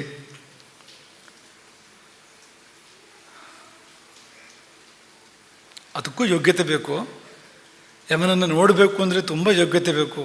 ಈ ಹಿಂದಿನ ಪ್ರವಚನದಲ್ಲಿ ಹೇಳಿದ ಹಾಗೆ ಮರಣ ಸಮಯದಿಂದ ಪ್ರಾರಂಭ ಮಾಡಿ ಯಮನ ದರ್ಶನದವರೆಗೆ ಏನೇನು ಕ್ಲೇಶಗಳಿದೆ, ವೈತರಣಿಯೋ ಹಸಿಪತ್ರ ವನವೋ ಅಥವಾ ಕಾದ ವಾರಣವೋ, ಕಾದ ವಾರುಕೆ ಮರಳೋ, ಇಂಥದ್ದು ಏನೆಲ್ಲ ಇದೆ ಅದೆಲ್ಲ ನಮ್ಮ ಪಾಪಗಳನ್ನ ಕಳೀಲಿಕ್ಕೆ ಇರ್ತಕ್ಕಂಥದ್ದು. ಧರ್ಮರಾಜನನ್ನು ನೋಡಬೇಕು ಅಂದರೆ ಒಂದು ಯೋಗ್ಯತೆ ಬೇಕು, ಅದಕ್ಕೆ ಒಂದು ಮಟ್ಟದಲ್ಲಿ ಶುದ್ಧ ಆಗಬೇಕು ನಾವು, ಅದಕ್ಕೋಸ್ಕರ ಇರ್ತಕ್ಕಂಥದ್ದು ಅಂತ. ಆದರೆ ಸಾವಿತ್ರಿಗೆ ಆ ಯೋಗ್ಯತೆ ಈಗಲೇ ಇದೆ. ಹಾಗಾಗಿ ಯಮನನ್ನು ನೋಡಲಿಕ್ಕೆ ಆಕೆಗೆ ಸಾಧ್ಯ ಆಯಿತು ಮಾತ್ರ ಅಲ್ಲ, ಹಿಂಬಾಲಿಸಲಿಕ್ಕೂ ಸಾಧ್ಯ ಆಗ್ತಾ ಇದೆ. ಅವನ ಹಿಂದೆ ಹೋಗ್ತಾ ಇದ್ದಾಳೆ, ಯಮನ ಹಿಂದೆ ಸಾವಿತ್ರಿ ಹೋಗ್ತಾ ಇದ್ದಾಳೆ. ಅದು ಬೇರೆ ದಾರಿ, ಅದು ಸಾಮಾನ್ಯವಾದ ದಾರಿ ಅಲ್ಲ, ಅದು ಬೇರೆ ರೀತಿಯಲ್ಲಿ ಹೋಗಬೇಕು. ಅವನ ಹಿಂದೆ ಹೋಗಬೇಕು ಅಂದರೆ ಮಾಮೂಲಾಗಿ ಈ ರೀತಿ ಎರಡು ಕಾಲದಿಂದ ನಡ್ಕೊಂಡು ಹೋಗುವಂಥದ್ದಲ್ಲ ಅದು. ಆದರೆ ಸಾವಿತ್ರಿಗೆ ಅದು ಸಾಧ್ಯ ಆಗ್ತಾ ಇದೆ ಅದು ಅಂತ. ಆಕೆ ಯಮನನ್ನು ಮಾತಾಡಿಸ್ತಾಳೆ. ಅವನ ಕರ್ತವ್ಯಕ್ಕೆ ಅಡ್ಡಿಪಡಿಸೋದಿಲ್ಲ ಅವಳು, ಅವನು ಕೇಳೋನು ಅಲ್ಲ ಅಡ್ಡಿಪಡಿಸಿದರೆ. ಆದರೆ ಅವನನ್ನು ಮಾತಾಡಿಸ್ತಾಳೆ. ನಾವು ಕಲಿಬೇಕಾದ್ದು ತುಂಬ ಇದೆ. ಇಂತಹ ವಿಕಟ ಪರಿಸ್ಥಿತಿ ಬಂದಾಗ ಧೃತಿ ಕಳ್ಕೊಳ್ಳದೆ ಇರೋದು ಹೇಗೆ, ದಾರಿಯನ್ನು ಹುಡುಕೋದು ಹೇಗೆ, ತುಂಬ ಕಲಿಯುವಂಥದ್ದಿದೆ ಅಂತ. ಯಮನನ್ನು ಆಕೆ ಮಾತಾಡಿಸ್ತಾಳೆ. ಆಕೆ ಮೊದಲಾಗಿ ಹೇಳಿದ್ದೇನು ಅಂದರೆ, ಸತ್ಪುರುಷರಾದರೆ 7 ಹೆಜ್ಜೆ ಒಟ್ಟಿಗೆ ನಡೆದರೆ ಸಖ್ಯ, ಮೈತ್ರಿ, ಸ್ನೇಹ, ಸಂಬಂಧ, ವಿಶ್ವಾಸಕ್ಕೆ 7 ಹೆಜ್ಜೆ ಸಾಕು ಒಟ್ಟಿಗೆ ನಡೆದರೆ ಅಂತ. ಕಾಳಿದಾಸನಂತೂ ಸಂಬಂಧ ಆಭಾಷಣ ಪೂರ್ವ ಮಾಹುಹು ಅಂತ ಹೇಳ್ತಾನೆ ಅವನು. ಒಂದು ಮಾತುಕತೆ ಆದರೆ ಸಾಕುವುದು ಸತ್ಪುರುಷರ ಮಧ್ಯೆ, ಆದರೆ ಶಾಶ್ವತ ವಿಶ್ವಾಸ ಏರ್ಪಡುತ್ತದೆ ಅಲ್ಲಿ. ಅದೇ ದುಷ್ಟರಾದರೆ, ದುರ್ಜನರಾದರೆ ಶತವರ್ಷ ಒಟ್ಟಿಗೆ ಇದ್ದರು, ಒಂದೇ ಮನೆಯಲ್ಲಿ ಒಂದೇ ಕೋಣೆಯಲ್ಲಿ ವಾಸ ಮಾಡ್ಕೊಂಡಿದ್ರು ಕೂಡ ಸ್ವಾರ್ಥ ಚಿಂತನೆಯೇ ಮಾಡ್ತಾ ಇರ್ತಾನೆ ಅವನು.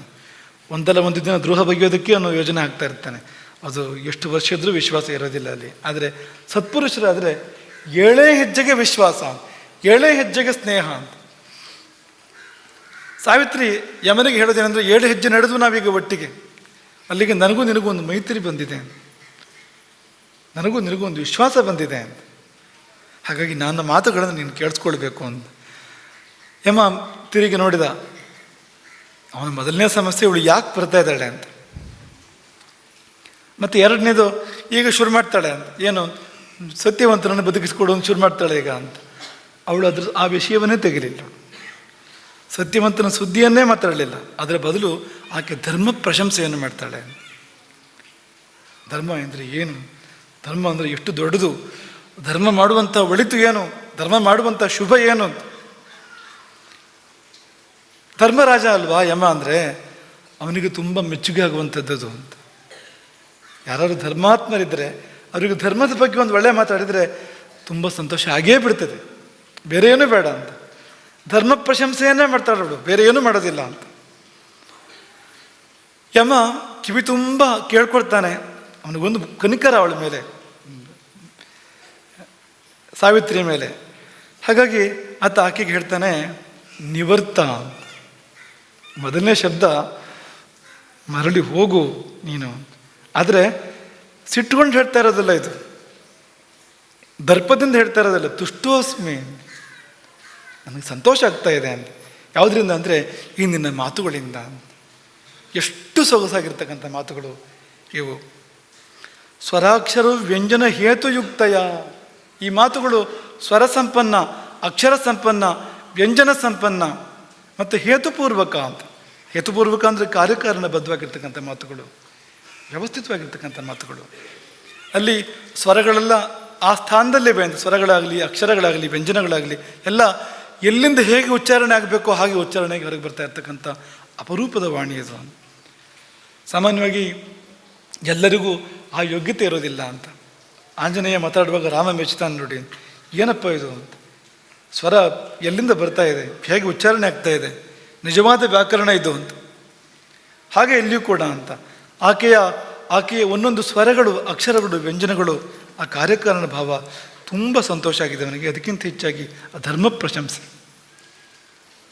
ಯಾಕೆಂದರೆ ಯಮ ಅಂದರೆ ಧರ್ಮ ಅಂತ, ಯಮಧರ್ಮ ಅಂತ ಹೆಸರು ಬಂದಿದ್ದು, ಧರ್ಮರಾಜ ಅಂತ ಅವನಿಗೆ ಹೆಸರು ಬಂದಿದ್ದು ಅದೇ ಕಾರಣಕ್ಕೆ ಅಂತ.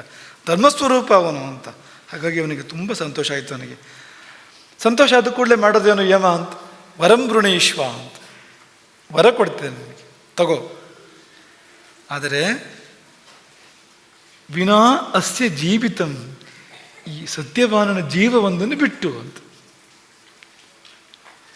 ನನ್ನ ಕರ್ತವ್ಯಕ್ಕೆ ನೀನು ಅಡ್ಡಿ ಮಾಡುವಂತೆ ಇಲ್ಲ. ವರಂ ವೃಣೀಶ್ವೇಹ ವಿನಾಸ್ಯ ಜೀವಿತಂ ದದಾನಿತೆ ಸರ್ವಂ ಅನಿಂದಿತೆ ವರಂ. ಅನಿಂದಿತೆ ಅಂತ ಸಂಬೋಧನೆ ಮಾಡ್ತಾನೆ ಯಮ ಸಾವಿತ್ರಿಗೆ. ನಿನ್ನಲ್ಲಿ ಒಂದು ದೋಷ ಇಲ್ಲ, ಹೇಳುವಂಥ ಯಾವುದೇ ಒಂದು ಅವಗುಣ ನಿನ್ನಲ್ಲಿ ಇಲ್ಲ, ನೀನು ನಿಷ್ಕಳಂಕಳು ಅಂತ ಮೆಚ್ಚಿದ್ದೇನೆ ನಾನು. ಹಾಗಾಗಿ ನೀನು ಕೇಳಿದ್ದನ್ನು ಕೊಟ್ಟೆ.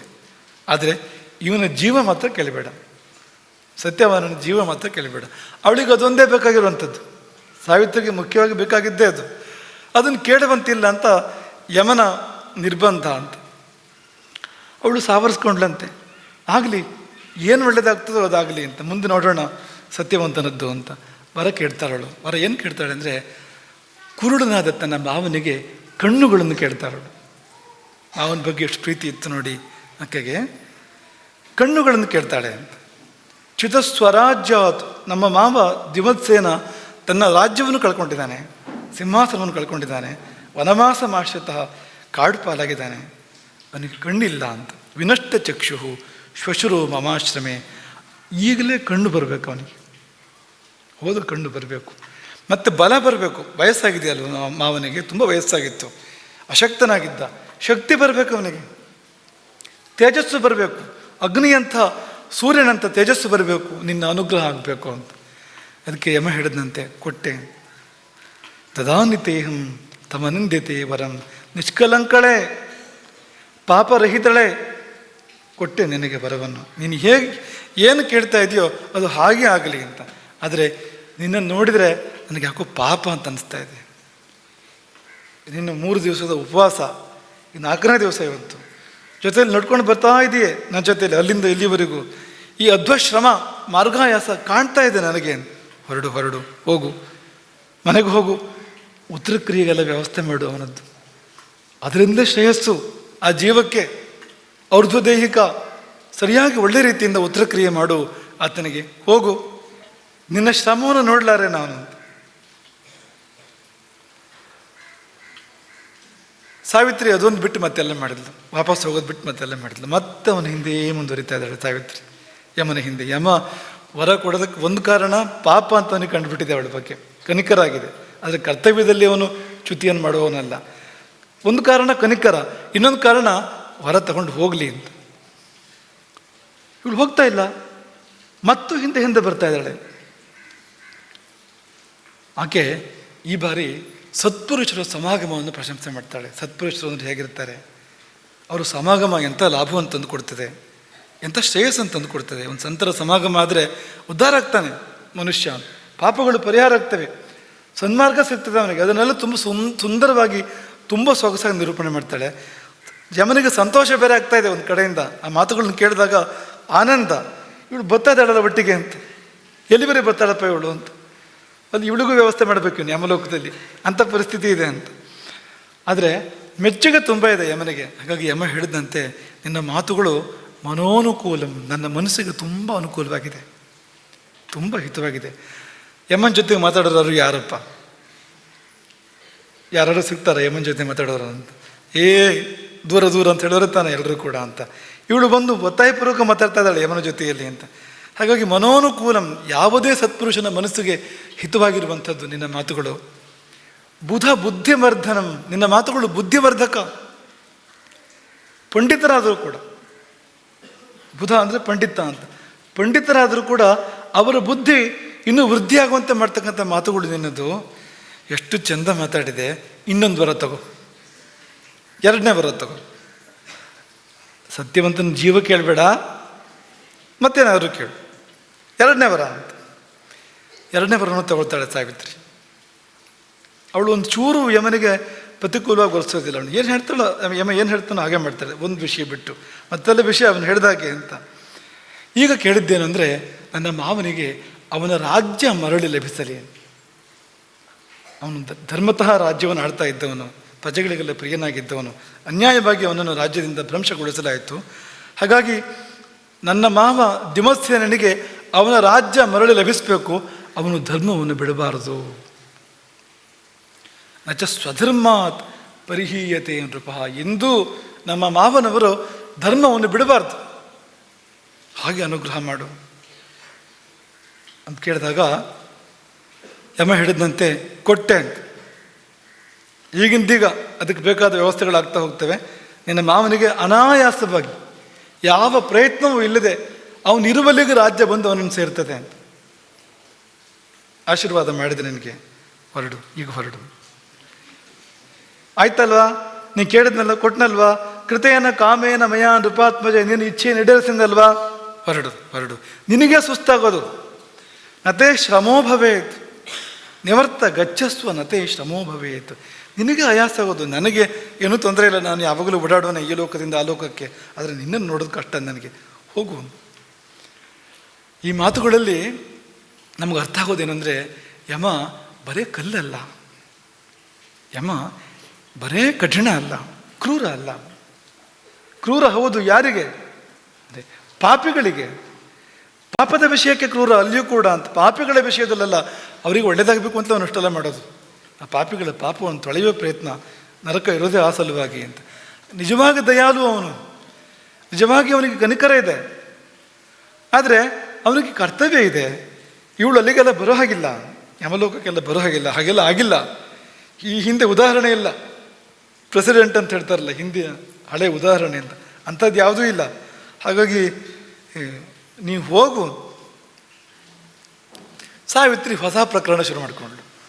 ಧರ್ಮದ ವಿಷಯ ಆಗಿದೆ, ಸತ್ಪುರುಷರ ವಿಷಯ ಆಗಿದೆ. ಈಗ ಸತ್ಪುರುಷರ ಅನುಗ್ರಹ ಹೇಗಿರುತ್ತದೆ, ಸತ್ಪುರುಷರ ದಯೆ ಹೇಗಿರುತ್ತದೆ ಅಂತ ಅದನ್ನು ವಿಸ್ತಾರವಾಗಿ ಯಮನಿಗೆ ಕಣ್ಣಿಗೆ ಕಟ್ಟುವಂತೆ, ಕರುಳು ಕರಗುವಂತೆ ವರ್ಣನೆ ಮಾಡ್ತಾ ಇದ್ದಾಳೆ. ಯಮನಿಗೆ ಮನಸ್ಸು ಕರಗ್ತಾ ಇದೆ. ಮನಸ್ಸು ಕರಗೋದು ಯಾಕೆ ಅಂದರೆ, ಅದೆಲ್ಲ ಈ ಬಿಳಿ ಮೋಡದ ಹಾಗೆ ಬರೀ ಬೆಡಗು ಬಿನ್ನಾಣ ಅಲ್ಲ, ಅದು ತೋರುಗಾಣಿಕೆ ಅಲ್ಲ, ಅದು ಅವಳು ಹೃದಯ. ಅದು ಅವಳು ಏನು ಮಾತಾಡ್ತಾ ಇದ್ದಾಳೋ ಅವಳು ಅಂತರಂಗದಿಂದ ಮಾತಾಡ್ತಾ ಇರುವಂಥದ್ದು. ಅವಳು ಧರ್ಮಯುಕ್ತಳೇ ಹೌದು. ಒಂದೊಂದು ಮಾತು ಅವಳು ಹೃದಯದಿಂದ ಬರ್ತಾ ಇರುವಂಥದ್ದು. ಬರೇ ಒಬ್ಬ ದೊಡ್ಡ ಪಂಡಿತ ಹೋಗಿ ಯಮನನ್ನು ಮೆಚ್ಚಿಸೋಕ್ಕಾಗೋದಿಲ್ಲ, ಯಾವ ಪುಸ್ತಕವೂ ಉಪಯೋಗಕ್ಕೆ ಬರೋದಿಲ್ಲ. ಅಲ್ಲಿ ನಿಮ್ಗೆ ಯಮನ ರಾಜ್ಯದಲ್ಲಿ, ಯಮನ ಸಮ್ಮುಖದಲ್ಲಿ ಉಪಯೋಗ ಬರುವಂಥದ್ದು ಏನು ಅಂದರೆ ಶುದ್ಧವಾಗಿರ್ತಕ್ಕಂಥ ಹೃದಯ, ಧರ್ಮನಿಷ್ಠೆ, ಆ ಧರ್ಮವೇ ಉಪಯೋಗ ಬರುವಂಥದ್ದು. ಹಾಗಾಗಿ ಅವಳ ಅಂತರಾಳದ ಧರ್ಮದಿಂದ ಬರುವಂಥ ಮಾತುಗಳಿದೆಯಲ್ಲ, ಅವನಿಗೆ ತುಂಬ ಸಂತೋಷ ಆಗ್ತಾ ಇದೆ. ಇವಳು ಅವನಿಗೆ ತಾಗುವ ಹಾಗೆ ಮಾತಾಡ್ತಾ ಇದ್ದಾಳೆ. ಏನಪ್ಪ ಅಂದರೆ, ಸತ್ಪುರುಷರಿಗೆ ತುಂಬ ಕರುಣೆ. ಅವರು ಎಂಥವ್ರು ಅಂದರೆ, ಶತ್ರುಗಳ ಮೇಲೂ ಕರುಣ ತೋರಿಸ್ತಾರೆ ಅವರು. ಇನ್ನು ಆಶ್ರಯಿಸ್ತರು ಮಾತು ಹಾಗಿರಲಿ, ಸತ್ಪುರುಷರು ಆ ಜನ್ಮ ವೈರಿ ಅಂತ ಅಂದ್ಕೊಳ್ಳಿ, ಹುಟ್ಟ ವೈರಿ, ಅವನ ಮೇಲೂ ಕನಿಕರ ತೋರಿಸಿ ಅವನ ಕಷ್ಟವನ್ನು ಪರಿಹಾರ ಮಾಡ್ತಾರೆ ಅಂಥೇಳಿ ಮೆಲ್ಲ ಅವನಿಗೆ ತಾಗಿಸ್ತಾ ಇದ್ದಾಳೆ. ಯಮನಿಗೆ ಏನಾದರೂ ನನ್ನ ಕೆಲಸ ಮಾಡಿಕೊಡು ಅಂತ ಆ ಭಾವ ಇದೆ ಅದರಲ್ಲಿ. ಆದರೆ ಬಾಯಿ ಬಿಟ್ಟು ಏನೂ ಹೇಳೋದಿಲ್ಲ ಅಂತ. ಯಮ ಹೇಳಿದಂತೆ, ಬಾಯಾರಿದವನಿಗೆ ನೀರು ಸಿಕ್ಕಂತಿದೆ ನಿನ್ನ ಮಾತುಗಳು. ನನಗೆಲ್ಲ ಇಂಥ ಮಾತುಗಳು ಕೇಳೋಕೆ ಸಿಗ್ತವೆ, ಅಪರೂಪದಲ್ಲಿ ಅಪರೂಪ. ತುಂಬ ತುಂಬ ಸಂತೋಷ ಆಗ್ತಾ ಇದೆ. ಆಗಲಿ, ಇನ್ನೊಂದು ವರ ಕೊಡ್ತೇನೆ ತಗೋ. ಅವನ ಜೀವ ಕೇಳಬೇಡ, ಸತ್ಯವಂತ ಮತ್ತೆ ಬದುಕುವಂಥ ಪ್ರಶ್ನೆ ಇಲ್ಲ. ಕೊರಳಿಗೆ ಪಾಶೆ ಬಿದ್ದಾಯಿತು, ಯಮಲೋಕ ಹೊರಟಾಯಿತು, ಅದು ಮಾತ್ರ ಅದು ಹಾಗೆ ಇರುವಂಥದ್ದು. ಅದು ಬೇರೆ ಏನಾದರೂ ಕೇಳು. ಈಗ ಸಾವಿತ್ರಿ ಇನ್ನಷ್ಟು ಬುದ್ಧಿವಂತೆ ಆಗ್ತಾಳೆ. ಈಗೇನು ಕಟ್ತಾಳೆ ವರವನ್ನು ಅಂದರೆ, ಯಮರಾಜ ನನಗೆ ಮಕ್ಕಳು ಬೇಕು.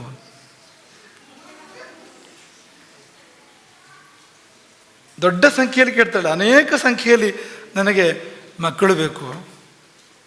ಆದರೆ ನನಗೆ ಒಟ್ಟು ಹೇಗೋ ಸಂತತಿ ಬೇಡ, ಧರ್ಮ ಸಂತತಿ ಬೇಕು. ನನಗೆ ಸತ್ಯವಂತನ ಮಕ್ಕಳಾಗಿರಬೇಕು ಅವರು, ಸತ್ಯವಂತನ ಔರಸ ಪುತ್ರರಾಗಿರಬೇಕು ಅವರು. ಮಕ್ಕಳಾಗಲಿಕ್ಕೆ ಬೇರೆ ಬೇರೆ ದಾರಿಗಳಿದೆ, ಅದೆಲ್ಲ ಅಲ್ಲ. ಸತ್ಯವಂತನ ಔರಸ ಪುತ್ರರಾಗಿರಬೇಕು. ಅಂತಹ ಮಕ್ಕಳು ವೀರ ಕ್ಷತ್ರಿಯರು, ಧರ್ಮಕ್ಕಾಗಿ ದುಡಿಯುವವರು, ಮಡಿಯುವವರು. ಅಂತಹ ಧರ್ಮ ಸಂತಾನ ಬೇಕು, ಆಶೀರ್ವಾದ ಮಾಡುವಂತ. ಯಮ ತಥಾಸ್ತು ಅಂತ ಹೇಳಿದ್ನಂತೆ.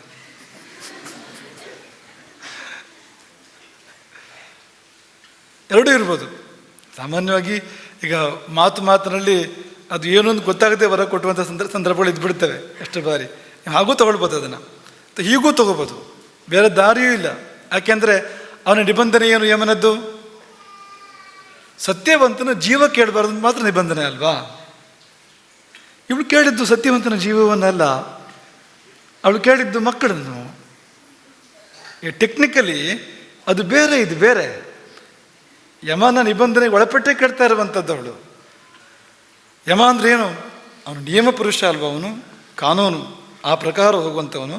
ಆಗ ಅದೇ ಕಾನೂನು ಚೌಕಟ್ಟು ಒಳಗಡೆ ಬಂದು ಆಕೆ ಇಂಥ ವರವನ್ನು ಕೇಳಿಬಿಡ್ತಾಳೆ, ಮಕ್ಕಳನ್ನು ಕೊಡು ಎನ್ನುವಂಥ ವರವನ್ನು ಕೇಳ್ತಾಳೆ. ಅವನು ಸಹಜವಾಗಿ ಹೇಳ್ತಾನೆ ಯಮ, ಆಯಿತು ನಿನಗೆ ಅಂಥ ಮಕ್ಕಳು. ಅದಕ್ಕಿಂತ ಮೊದಲು ಇನ್ನೊಂದು ವರವನ್ನು ಕೇಳಿರ್ತಾಳೆ ಅವಳು, ತನ್ನ ತಾಯಿಗೆ ಮಕ್ಕಳು ಬೇಕು ಅಂತ ಕೇಳಿರ್ತಾಳೆ. ಯಾಕೆಂದರೆ ತಾಯಿಗೆ ಗಂಡು ಮಕ್ಕಳು ಇರೋದಿಲ್ಲ. ಸಾವಿತ್ರಿಯ ತಾಯಿಗೆ ಅಂದರೆ ಅಶ್ವಪತಿಗೆ ಗಂಡು ಮಕ್ಕಳು ಇರೋದಿಲ್ಲ, ಸಾವಿತ್ರಿ ಮಾತ್ರ ಅಂತ ಅವರ ಯೋಚನೆ ಕೂಡ ಬರುತ್ತೆ ಅವಳಿಗೆ. ಮಧ್ಯೆ ಮೂರನೇ ವರವನ್ನು ಅದಕ್ಕೆ ಹೇಳಿರ್ತಾಳೆ, ತಾಯಿಗೆ ಗಂಡು ಮಕ್ಕಳು ಬೇಕು ಅಂತ. ಇದನ್ನು ಯಾಕೆ ನೆನಪು ಮಾಡಿಕೊಂಡು ಅಂದರೆ, ಸಾವಿತ್ರಿ ದೇವಿ ಏನು ಹೇಳಿದ್ದು ಅಶ್ವಪತಿಗೆ? ಹೆಣ್ಣು ಮಗಳನ್ನು ಕೊಟ್ಟೆ, ಮುಗೀತು, ಮತ್ತೇನು ಕೇಳಬೇಡ ಎನ್ನುವಾಗ ಇದರಿಂದಲೇ ಎಲ್ಲ ವ್ಯವಸ್ಥೆ ಆಗತ್ತೆ ಅನ್ನೋ ಧ್ವನಿ ಇದೆ ಅಂತ. ಈ ಒಂದು ಮಗಳನ್ನು ಕೊಟ್ಟನಲ್ಲ, ಇವಳ ಮೂಲಕವೇ ನೀನು ಕೇಳ್ತಾ ಇರುವಂಥದ್ದಲ್ಲಿ ಆಗತ್ತೆ ಅಂತ ಧ್ವನಿ ಇದೆ, ಬಾಯಿ ಬಿಟ್ಟು ಅವಳು ಹೇಳಿಲ್ಲ ಅಷ್ಟೇ. ಮಿತಭಾಷಣೆ, ಇವಳು ಹೌದು ಅವಳು ಹೌದು, ಈ ಸಾವಿತ್ರಿ ಹೌದು ಆ ಸಾವಿತ್ರಿ ಹೌದು, ಅದು ಈಗ ಫಲಿಸುವಂಥ ಹೊತ್ತು ಬಂತು. ಯಾಕೆಂದರೆ ಆಕೆ ತನ್ನ ತಾಯಿಗೆ ತನ್ನ ತಮ್ಮಂದಿರಾಗಿ ಗಂಡು ಮಕ್ಕಳನ್ನು ಆಕೆ ವರವಾಗಿ ಕೇಳಿದಾಳೆ. ಯಮ ಅದನ್ನು ಕೂಡ ಕೊಟ್ಟಿದ್ದಾನೆ, ಆ ವರವನ್ನು ಕೊಟ್ಟಿದ್ದಾನೆ. ಒದಾಗಿ ಮತ್ತೆ ಸತ್ಪುರುಷರ ವಿಶ್ವಾಸದ ಪ್ರಶಂಸೆ ಇದೆಲ್ಲ ಮಾಡಿ 4ನೇ ವರ ಕೇಳಿ ಇದು ಕೊಟ್ಟಿರ್ತಕ್ಕಂಥದ್ದು. ಕೊಟ್ಟೆ ಬಿಟ್ಟ ಯಮ. ಶತಂ ಸುತಾನಾಂ ಬಲವೀರಶಾಲಿನಾಂ ಭವಿಷ್ಯತಿ ಪ್ರೀತಿಕರಂ ತವಾ ಬಲೆ. ಎಲ್ಲ ತಗೋ, ಆದರೆ ಎಷ್ಟು ನೀನು ಸುಸ್ತಾಗಿದೆಯಾ, ನೀನು ಎಷ್ಟು ಕಷ್ಟಪಡ್ತಾ ಇದೆಯೇ, ರಾಜಕುಮಾರಿ ನೀನು, ಹೇಳಿಕ್ಕೆ ಕೇಳಿ. ಮತ್ತು ಆಶ್ರಮದಲ್ಲೇ ಇದ್ದವಳು, ಹೊರಗೆಲ್ಲ ಈಗೆಲ್ಲ ಓಡಾಡಿದವಳಲ್ಲ, ಸಾಕು ಸಾಕು ಹೋಗು ಮನೆಗೆ ಅಂತ. ಸಾವಿತ್ರಿ ಅವಳ ಪ್ರವಚನ ಮುಗಿಯುವಂಥದ್ದೇ ಅಲ್ಲ. ಸಾವಿತ್ರಿಯ ಪ್ರವಚನ ಅದು ಕಂತುಗಳಲ್ಲಿ ಮುಂದುವರಿತಾ ಇರ್ತದೆ ಪ್ರವಚನ ಅಂತ. ಹಾಗೆ ಅವಳಿದ್ದು ಮತ್ತೂ ಮುಂದುವರಿತು. ಪುನಃ ಸತ್ಪುರುಷರ ಪ್ರಶಂಸೆ ಮಾಡ್ತಾ ಇದ್ದಾಳೆ ಅವಳು. ಆಗ ಅತೀವ ಸಂತೋಷವನ್ನು ಹೊಂದಿದಂಥ ಯಮ ಆಕೆಗೆ ಹೇಳ್ತಾನೆ, ಯಥಾ ಯಥಾ ಭಾಷಸಿ ಧರ್ಮ ಸಂಹಿತಂ, ಧರ್ಮದ, ಸತ್ಯದ, ಒಳಿತಿನ, ಸತ್ಪುರುಷರ ಮಾತುಗಳನ್ನು ಹೇಗೆ ಹೇಗೆ ನೀನು ಆಡ್ತಾ ಹೋಗ್ತಾ ಇದೆಯೋ, ಒಂದೊಂದು ಪದಗಳೂ ಸೊಗಸು, ಎಲ್ಲವೂ ಮಹಾರ್ಥವತ್ತು, ಗಂಭೀರವಾದ ಹಿರಿದಾದ ಅರ್ಥ ಪ್ರತಿಯೊಂದು ವಾಕ್ಯದಲ್ಲೂ ಕೂಡ ಇದೆ. ನನಗೆ ನಿನ್ನ ಮೇಲೆ ಭಕ್ತಿ ಬರ್ತಾ ಇದೆ. ನಮ್ದಲ್ಲ ಶಬ್ದ ಇದು, ಮಹಾಭಾರತದ ಶಬ್ದ. ತಥಾ ತಥಾ ಮೇ ತ್ವಯಿ ಭಕ್ತಿ ಉತ್ತಮ, ನಿನ್ನಲ್ಲಿ ಉತ್ತಮವಾದ ಭಕ್ತಿ ಬರ್ತಾ ಇದೆ ನನಗೆ. ಭಕ್ತಿ ಅಂದರೆ ಪ್ರೀತಿಯೇ, ಒಂದು ಗೌರವ ಸೇರಿದೆ ಅಲ್ಲಿ ಸಾವಿತ್ರಿಯ ಆ ಸಾಧ್ವಿತ್ವ, ಪಾತಿವ್ರತ್ಯದ ಕಾರಣಕ್ಕೋಸ್ಕರವಾಗಿ. ಹಾಗಾಗಿ ಇನ್ನೊಂದು ವರ ತಗೊಂಡ್ಬಿಡು ನೀನು, ವರಂ ವೃಣೀಶ್ವ ಅಪ್ರತಿಮಂ. ಈ ಬಾರಿ ಮಾತ್ರ ನೀನು ಎಂಥ ವರ ಕೇಳಬೇಕು ಅಂದರೆ ಅಂಥ ವರ ಯಾರು ಕೇಳಿರಬಾರದು. ಅಪ್ರತಿಮವಾದ ವರ, ಅಪ್ರತಿಮ ಅಂದರೆ ಹೋಲಿಕೆ ಇಲ್ಲದೆ ಇರತಕ್ಕಂಥದ್ದು, ಎಣ ಇಲ್ಲದೆ ಇರತಕ್ಕಂಥದ್ದು, ಅಂತಹ ವರವನ್ನು ಕೇಳು ಅಂತ. ಯಮರಾಜನ ಮಾಮೂಲಿ ಪಲ್ಲವಿ ಇದೆಯಲ್ಲ, ಅದಿಲ್ಲಿ ಬರಲಿಲ್ಲ. ಯಾವುದು ಹೇಳಿ? ಸತ್ಯವಂತನ ಜೀವವನ್ನು ಬಿಟ್ಟು ಅಂತ ಸತ್ಯ ಒಂದು ಹೇಳೆ, ಒಂದು ಕ್ಲಾಸ್ ಇಟ್ಟು, ಒಂದು ಕೊಕ್ಕೆ ಇಟ್ಟೇ ಅವನು ವರ ಕೊಡೋದು ಯಾವಾಗಲೂ. ಈ ಬಾರಿ ಮಾತ್ರ ಅದೇನಾಯ್ತೋ ಗೊತ್ತಿಲ್ಲ, ಅದನ್ನು ಹೇಳಿಲ್ಲ. ಅದರ ಬದಲಿಗೆ ಅಪ್ರತಿಮಂ ವರಂ ವೃಣೀಶ್ವ, ಅಪ್ರತಿಮವಾದ ವರ, ಯಾರು ಕೇಳಿದ್ರು ಬರೋದು ಅಂಥ ವರವನ್ನು ಕೇಳು ಅಂದಾಗ ಆಕೆ ಇದು ಸಾವಿತ್ರಿ ನೇರವಾಗಿ ಕೇಳಿದಂತೆ, ಜೀವ ಕೊಡು ಸತ್ಯವಂತನಿಗೆ. ವರಂ ವೃಣೆ ಜೀವತು ಸತ್ಯವಾನಯಂ, ಸತ್ಯವಂತನಿಗೆ ಜೀವ ಬರಬೇಕು. ಯಾಕೆಂದರೆ ಸತ್ಯವಂತ ಮಡಿದರೆ ನಾನೂ ಸತ್ತಂತೆ, ಅವನು ಸತ್ತರೆ ನಾನೂ ಸತ್ತಂತೆ, ಏನು ವ್ಯತ್ಯಾಸ ಇಲ್ಲ. ನೀನು ಒಂದು ಜೀವ ತಗೊಂಡು ಹೋಗೋಕೆ ಆಗೋದೇ ಇಲ್ಲ, ಎರಡು ಜೀವ ಬರ್ತದೆ. ಯಥಾ ಮೃತ ಹ್ಯೇವ ಮಹಂ ಪತಿಂಬಿನ, ಪತಿಯನ್ನು ಕಳೆದುಕೊಂಡ್ರೆ ನಾನು ಸತ್ಯ ಅಂತ ಭಾವಿಸ್ಬೋದು ಅಂತ. ಹಾಗಾಗಿ ಪತಿಯ ಹೊರತು ನನಗೆ ಯಾವ ಸುಖವೂ ಬೇಡ, ಪತಿಯ ಹೊರತು, ಸತ್ಯವಾನನ ಹೊರತು ನನಗೆ ಯಾವ ಸಂಪತ್ತು ಬೇಡ, ಪತಿಯ ಹೊರತು ನನಗೆ ಸ್ವರ್ಗವೂ ಬೇಡ, ಪತಿಯ ಹೊರತು ನನಗೆ ಬದುಕೂ ಬೇಡ. ನಕಾಮಯೇ ಭರ್ತೃವಿನಾಕೃತ ಸುಖಂ, ನಕಾಮಯೇ ಭರ್ತೃವಿನಾಕೃತ ದಿವಂ, ಸ್ವರ್ಗವನ್ನು, ನಕಾಮಯೇ ಭರ್ತೃವಿನಾಕೃತ ಶ್ರಿಯಂ, ನ ಭರ್ತೃಹೀನ ವ್ಯವಸಾಯ ಜೀವಿತು, ನಾನು ಬದುಕಿರೋದಿಲ್ಲ ಸತ್ಯವಂತ ಬದುಕದೇ ಇದ್ದರೆ. ಮತ್ತೆ ಒಂದು ಮಾತನ್ನು ಆಕೆ ಯಮನಿಗೆ ಹೇಳ್ತಾಳೆ, ಈ ವರ ಕೊಟ್ಟರು ನಿಮಗೂ ಒಳ್ಳೇದು, ಯಮನಿಗೂ ಒಳ್ಳೇದು. ಯಾಕೆ ಅಂದರೆ ಈ ವರ ಕೊಡದೆ ಹೋದರೆ ನಿನ್ನ ಮಾತು ಸುಳ್ಳಾಗ್ತದೆ ಅಂತ. ಇದು ಅನಿವಾರ್ಯ ನೀನು ಕೊಡೋದು. ನೀನು ನನ್ನ ಸಲುವಾಗಿ ಇಲ್ಲಿವರೆಗೆ ವರಗಳನ್ನು ಕೊಟ್ಟೆ, ಈ ವರವನ್ನು ನಿನ್ನ ಸಲುವಾಗಿ ನೀನು ಕೊಡಬೇಕು ಅಂತ. ಯಾಕೆಂದರೆ ತವೈವ ಸತ್ಯಂ ವಚನಂ ಭವಿಷ್ಯತಿ, ನಿನ್ನ 4ನೇ ವರ ಸತ್ಯ ಆಗಬೇಕಲ್ಲ, ಸತ್ಯ ಆಗೋದು ಹೇಗೆ ಅದು? ವರಂ ವೃಣೆ ಜೀವತು ಸತ್ಯವಾನಯಂ ತವೈವ ಸತ್ಯಂ ವಚನಂ ಭವಿಷ್ಯತಿ. ಒಂದು ಕಡೆಯಿಂದ ವರ ಕೊಟ್ಟೆ, ಮಕ್ಕಳಾಗಲಿ ನಿನಗೆ ವರ ಕೊಟ್ಟೆ ಸತ್ಯವಂತನಿಂದ, ಅವರು ಸಪುತ್ರರಾಗಲಿ. ಮತ್ತೊಂದು ಕಡೆ ತಗೊಂಡು ಹೋಗ್ತಾ ಇದೆಯಾ ಜೀವವನ್ನು, ಇದು ಹೇಗೆ ಸರಿಯಾಗೋದು? ಕೊಡು ಸತ್ಯವಂತನಿಗೆ ಜೀವವನ್ನು ಕೊಡು ಅಂತ. ನೋಡಿದ್ರಾ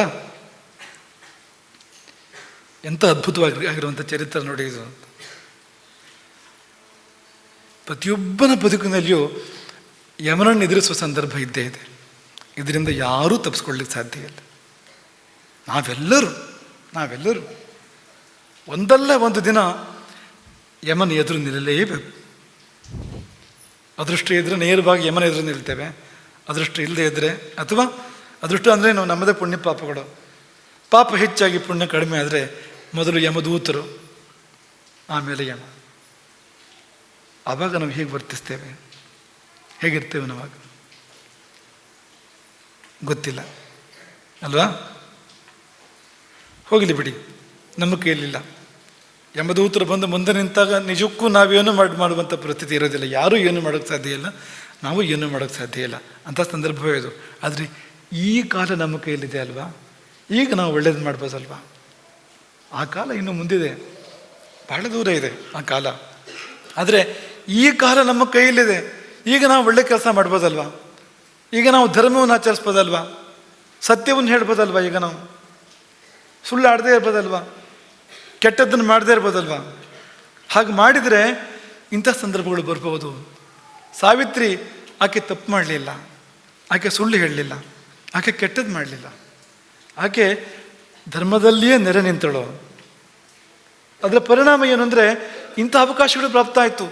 ಯಮನನ್ನು ಆಕೆ ನೋಡ್ತಾಳೆ ಕಣ್ಣಾರೆ, ಯಮನ ಜೊತೆ ಸಂಭಾಷಣೆ ಮಾಡ್ತಾಳೆ, ಯಮನ ಕನಿಕರವನ್ನು ಸಂಪಾದನೆ ಮಾಡ್ತಾಳೆ. ಯಮನ ಕನಿಕರವನ್ನು ಅಂತ. ಯಮ ಅಂದರೆ ಏನು? ಯಮ ಅಂದರೆ ಸಾವು ತಾನೆ ಅಂತ. ಯಮ ಅಂದರೆ ಗೋಳಾಟ, ರೋದನ, ಆಕ್ರಂದನ. ಅಂತಹ ಯಮನ ವಾತ್ಸಲ್ಯವನ್ನು, ಕನಿಕರವನ್ನು, ಮಗುವನ್ನು ಸಂಬೋಧನೆ ಮಾಡುವಂಥ ಕನಿಕರ ಅದು. ಪಾಪ ಕಷ್ಟ ಆಗ್ತಾ ಇದೆ ನಿನಗೆ, ಹೇಗೆ ನೋಡ್ಕೊಂಡು ಬರ್ತೀಯ ನೀನು ಎನ್ನುವಂಥ ಕನಿಕರವನ್ನು ಆಕೆ ಸಂಪಾದನೆ ಮಾಡ್ತಾಳೆ. ಮತ್ತು ಆಕೆಯ ಮಾತುಗಳು ಅಲ್ಲಿ ಎರಡೂ ಇದೆ. ಅದೇನು ಸುಮ್ಮನೆ ಅಲ್ಲ ಯಮ ಮೆಚ್ಚೋದು ಅಂದರೆ, ಯಮ ಮೆಚ್ಚಬೇಕು ಅಂದರೆ ಏನು? ಆಕೆಯ ಮಾತುಗಳಲ್ಲಿ ಎರಡೂ ಇದೆ ಅಂತ. ಒಂದು ತಿಳುವಳಿಕೆ ಇದೆ, ಜ್ಞಾನ ಇದೆ ಅವಳ ಮಾತುಗಳಲ್ಲಿ, ಸತ್ಯ ಇದೆ. ಇನ್ನೊಂದು ಅಂಥ ಬದುಕು ಅದರ ಹಿಂದಿದೆ. ಪೊಳ್ಳು ಮಾತುಗಳಲ್ಲ.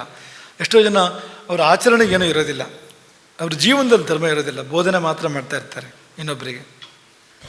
ಅದಕ್ಕೆ ಜೀವ ಇಲ್ಲ ಅಂತ ಆ ಮಾತುಗಳಿಗೆ. ಆ ಮಾತುಗಳೆಲ್ಲ ಶವಪ್ರಾಯ ಅಂತ.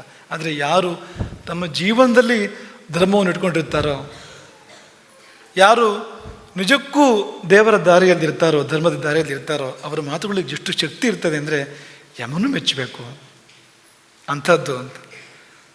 ಯಮ ಸತ್ಯವಂತನನ್ನು ಪಾಶ ವಿಮುಕ್ತಗೊಳಿಸ್ತಾನೆ. ಅವಳು ಕೇಳಿದ್ದೆಲ್ಲ ಆಯಿತು. ಕೊರಳಿಗೆ ಹಾಕಿದ ಪಾಶ, ಸತ್ಯವಂತನ ಕೊರಳಿಗೆ ಹಾಕಿದ ಪಾಶವನ್ನು ಯಮನೇ ಕಳಚಿದ. ನೋಡಿ, ಮಾರ್ಕಂಡೇಯರ ಚರಿತ್ರೆ ಅದ್ಭುತವಾಗಿದೆ, ಆದರೆ ಇದು ಇನ್ನಷ್ಟು ರೋಚಕವಾಗಿದೆ. ಇವಳೇನು ಶಿವಭಕ್ತಿಯೋ ವಿಷ್ಣು ಭಕ್ತಿಯೋ ಅಂಥದ್ದೆಲ್ಲ, ಇದು ಧರ್ಮಯುಕ್ತವಾದ ಜೀವನ ಅಂತ. ಧರ್ಮವೇ ಶಿವ ಅಂದರೆ, ಧರ್ಮವೇ ವಿಷ್ಣು ಅಂದರೆ, ಧರ್ಮವೇ ದುರ್ಗೆ ಅಂದರೆ, ಗಣಪತಿ ಅಂದರೆ. ನಾವು ಧರ್ಮದ ದಾರಿಯಲ್ಲಿ ನಡ್ಕೊಳ್ದೇ ಇದ್ದರೆ, ಧರ್ಮಯುಕ್ತ ಜೀವನ ಮಾಡದೇ ಇದ್ದರೆ ಈ ಯಾವ ದೇವರು ನಮ್ಮ ಜೊತೆಲಿ ಇರೋದಿಲ್ಲ. ಹಾಗಾಗಿ ಅವಳ ಆಸ್ತಿ ಯಾವುದು ಅಂದರೆ ಧರ್ಮ, ಬೇರೆ ಏನೂ ಅಲ್ಲ ಅಂತ. ಅದರ ಫಲವಾಗಿ ಆಕೆ ಎಲ್ಲವನ್ನೂ ಪಡ್ಕೊಳ್ತಾಳೆ.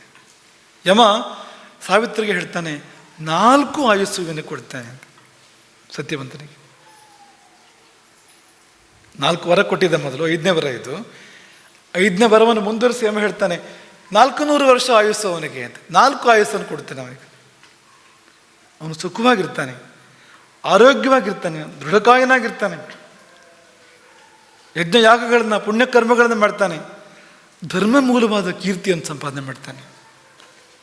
ಹೆಸರನ್ನು ಹೇಗಾದರೂ ಸಂಪಾದನೆ ಮಾಡ್ಬೋದು, ಆದರೆ ಅದಲ್ಲ, ಧರ್ಮ ಮೂಲವಾದ ಕೀರ್ತಿ, ನಿಜವಾದ ಕೀರ್ತಿ, ನ್ಯಾಯವಾದ ಕೀರ್ತಿ, ಅದನ್ನು ಸಂಪಾದನೆ ಮಾಡ್ತಾನೆ. ನಿನ್ನ ಮಕ್ಕಳಿಗೆ ಸಾವಿತ್ರರು ಎಂದೇ ಖ್ಯಾತಿ ಬರ್ತದೆ ಅಂತ. ನಿನ್ನ ಮಕ್ಕಳು, ಅವರ ಸಂತತಿ ಬೆಳೀತದೆ ಎಂಬುದಕ್ಕೆ. ಹಾಗೆ ನಿಮ್ಮ ಅಮ್ಮನ ಮಕ್ಕಳು ಮಾಲವೀಯ ಮಕ್ಕಳು, ಅವರು ಮಾನವರು ಅಂತ ಪ್ರಸಿದ್ಧರಾಗ್ತಾರೆ. ಅವರ ಸಂತತಿ ಕೂಡ ಬೆಳೀತದೆ, ಅವರು ಲೋಕದಲ್ಲಿ ವಿಖ್ಯಾತರಾಗ್ತಾರೆ. 2 ಪೀಳಿಗೆಗಳು ಬೆಳೀಲಿ. ಈ ಸಾವಿತ್ರಿ ಯಾರು ಗೊತ್ತಾ ಮಕ್ಕಳೇ? ಈ ಸಾವಿತ್ರಿ ಸೀತೆಯ ಆದರ್ಶ ಅಂತ. ಸೀತೆ ಕೆಲವು ಜನರನ್ನ ಆದರ್ಶ ಅಂತ ಇಟ್ಕೊಂಡಿದ್ಲು, ಇವರು ಹಾಗಿರಬೇಕು ತಾನು ಅಂತ. ಸಾವಿತ್ರಿಯನ್ನು ಸೀತೆ ಆದರ್ಶವಾಗಿ ಇಟ್ಕೊಂಡಿದ್ಲು ಅಂತ. ರಾಮಾಯಣದ ಸುಂದರಕಾಂಡವನ್ನು ನೋಡಿದರೆ ಆಕೆ ಉದಾಹರಣೆ ಕೊಡ್ತಾಳೆ.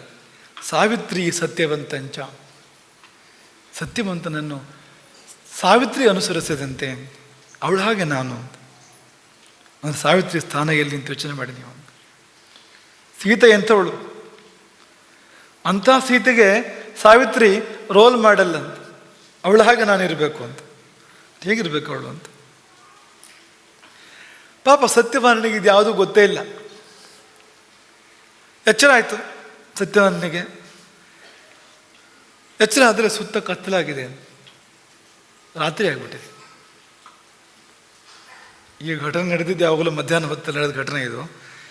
ಈ ಸಾವಿತ್ರಿ ಯಮರ ಮಧ್ಯೆ ಇಂಥ ದೊಡ್ಡ ತಾಳಮದ್ದಲೆ ನಡೆದೋಗಿದೆ ಏತನ ಮಧ್ಯದಲ್ಲಿ ಅಂತ. ಸಂಭಾಷಣೆಗಳು ನಡೆದೋಗಿದೆಯಲ್ಲ. ಎಷ್ಟು ಹೊತ್ತಾಗಿತ್ತು ಅಂದರೆ ಸತ್ಯವಂತನಿಗೆ ಎಚ್ಚರ ಆದಾಗ ರಾತ್ರಿ ಆಗಿತ್ತು ಅಂತ. ಎದ್ದವನು ಎಷ್ಟೊತ್ತು ಮಲಗಿಬಿಟ್ಟೆ ನಾನು ಅಂತಂದಂಥವನು ಸತ್ಯವಾನ್. ಎಬ್ಬಿಸ್ಬೇಕೋ ಬೇಡವೋ ನೀನು ಅಂತ ಹೆಂಡತಿಗೆ. ಇಷ್ಟು ಹೊತ್ತಾಗೋಯ್ತಲ್ಲ, ನೀ ಮುಂಚೆನೇ ಎಬ್ಬಿಸ್ಬೇಕಾಗಿತ್ತು ನನ್ನನ್ನು ಅಂತ. ಇವನಿಗೆ ಏನು ಗೊತ್ತು ಅವಳು ಪಾಡು, ಅಲ್ಲಿ ಏನು ನಡೆದಿತ್ತು, ಏನಾಗ್ತಾ ಇತ್ತು ಅಂತ ಇವನಿಗೇನು ಗೊತ್ತು ಅಂತ. ಏನೂ ಗೊತ್ತಿಲ್ಲ ಅಂತಿಲ್ಲ, ಚೂರು ಗೊತ್ತಿದೆ ಅವನಿಗೂ ಕೂಡ ಅಂತ. ಅವನು ಕೇಳ್ತಾನೆ ಸಾವಿತ್ರಿಯನ್ನು, ನಾನು ಮಲ್ಕೊಂಡಲ್ಲ, ಅದೇನು ಕತ್ಲಾಯಿತು, ದೊಡ್ಡ ಕತ್ಲೆ ಬಂದು ಆವರಿಸ್ತು ಇದ್ದಕ್ಕಿದ್ದಾಗೆ.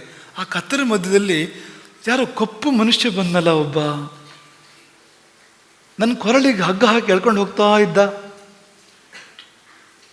ಎಲ್ಲ ಹೋದ ಅವನು, ಏನಾದ ಅವನು ಅಂತ ಕೇಳ್ತಾ ಇದ್ದಾನೆ ಸತ್ಯವಂತ. ಆದರೆ ಅವನಿಗೆ ಕೂಡ ಇದು ಗೊತ್ತಾಗಿಲ್ಲ, ಈ ಸಂವಾದ ಅವನಿಗೆ ಗೊತ್ತಾಗಿಲ್ಲ. ಪಾಪ ಆ ಸ್ಥಿತಿಯೇ ಒಂದು ಅತ್ಯಂತ ವಿಚಿತ್ರವಾಗಿರುವಂಥ ಸ್ಥಿತಿ ಬಿಡಿ. ಅದು ಏನು ಗೊತ್ತಾಗಬೇಕು, ಏನು ಗೊತ್ತಾಗಬಾರ್ದು ಅಂತ ಸ್ಥಿತಿಯಲ್ಲಿ ಅದು ಇಷ್ಟು ಗೊತ್ತಾಗಿದೆ ಅವನಿಗೆ. ಕತ್ತಲಾವರಿಸಿದ್ದು ಅದು ತಮೋಗುಣ, ತಮಸ್ಸು ಒಂದು ಮುಸುಕುವಂಥದ್ದು ಆ ಸಮಯದಲ್ಲಿ ಅಂತ. ಆ ಬಳಿಕ ಯಮ ಕೊರಳಿಗೆ ಪಾಶ ಹಾಕಿ ಎಳ್ಕೊಂಡು ಹೋಗ್ತಾ ಇರುವಂಥದ್ದು ಗೊತ್ತಾಗಿದ್ದು ಅವನಿಗೆ. ಯಾರವನು, ಏನು ನಡೀತು, ಎಲ್ಲೋಯ್ತು, ಎಲ್ಲೋದ ಅವನು, ಸ್ವಪ್ನವ ಅದು ನಿಜವಾ ಅಂದಾಗ ಸಾವಿತ್ರಿ ಹೇಳಿದಂತೆ, ಅದೆಲ್ಲ ನಾಳೆ ನೋಡೋಣ, ಈಗ ಒಂದ್ಸರಿ ಆಶ್ರಮಕ್ಕೆ ಹೋಗ್ಕೊಳ್ಳೋಣ, ಹೇಗಾದರೂ ನಾಳೆ ಮತ್ತೆ ಆರಾಮಾಗಿ ಮಾತಾಡಿದ್ರೆ ಆಯಿತು ಅಂದಂತವಳು ಸಾವಿತ್ರಿ. ಮುಂದೆ ಯಮ ಹೇಳಿದಂತೆ ಎಲ್ಲವೂ ಕೂಡ ಆಯಿತು. ಅದು ಆಗ ಮಾತ್ರ ಸ್ವಲ್ಪ ಕಷ್ಟ ಆಯಿತು ಅವರಿಗೆ. ಯಾಕೆಂದರೆ ನಡುರಾತ್ರಿ ಕಗ್ಗಾಡು, ತುಂಬ ಭಯಂಕರವಾಗಿರುವಂಥ ಕಾಡು, ಆಶ್ರಮ ದೂರ ಇದೆ, ದಾರಿ ಗೊತ್ತಾಗೋದಿಲ್ಲ. ಅಲ್ಲಿ ಅವರು ತಳಮಣದಲ್ಲಿ ಅಶ್ವಪತಿಗೆ ಕಣ್ಣು ಬಂತು. ಅಶ್ವಪತಿ ಎಲ್ಲ ದಿಮತ್ಸೇನನಿಗೆ ಕಣ್ಣು ಬಂತು, ಖುಷಿ.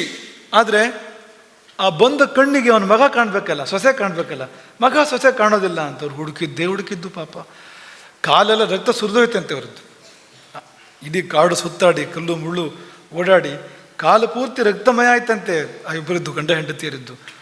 ಮತ್ತು ತಪಸ್ವಿಗಳು ಕೂಡ ಜೊತೆ ಸೇರ್ಕೊಂಡಿದ್ದಾರೆ. ಅವ್ರು ಹೇಗೋ ಸಮಾಧಾನ ಮಾಡ್ತಾ ಇದ್ದಾರೆ ಸತ್ಯವಂತನ ತಂದೆ ತಾಯಿಗಳನ್ನು. ಇಲ್ಲ, ಸಾವಿತ್ರಿಯ ಯೋಗ್ಯತೆಯಿಂದಾಗಿ ಅವನು ಮರಳಿ ಬರ್ತಾನೆ, ನಿನ್ನ ಮಗ, ಏನು ಚಿಂತೆ ಮಾಡಬೇಡ ಅಂತಲೇ ಅವರು ತಪಸ್ವಿಗಳು ಹೇಳ್ತಾ ಇದ್ದಾರಂತೆ ದಿಮತ್ಸೇನ ಮತ್ತು ಆತನ ಪತ್ನಿಗೆ.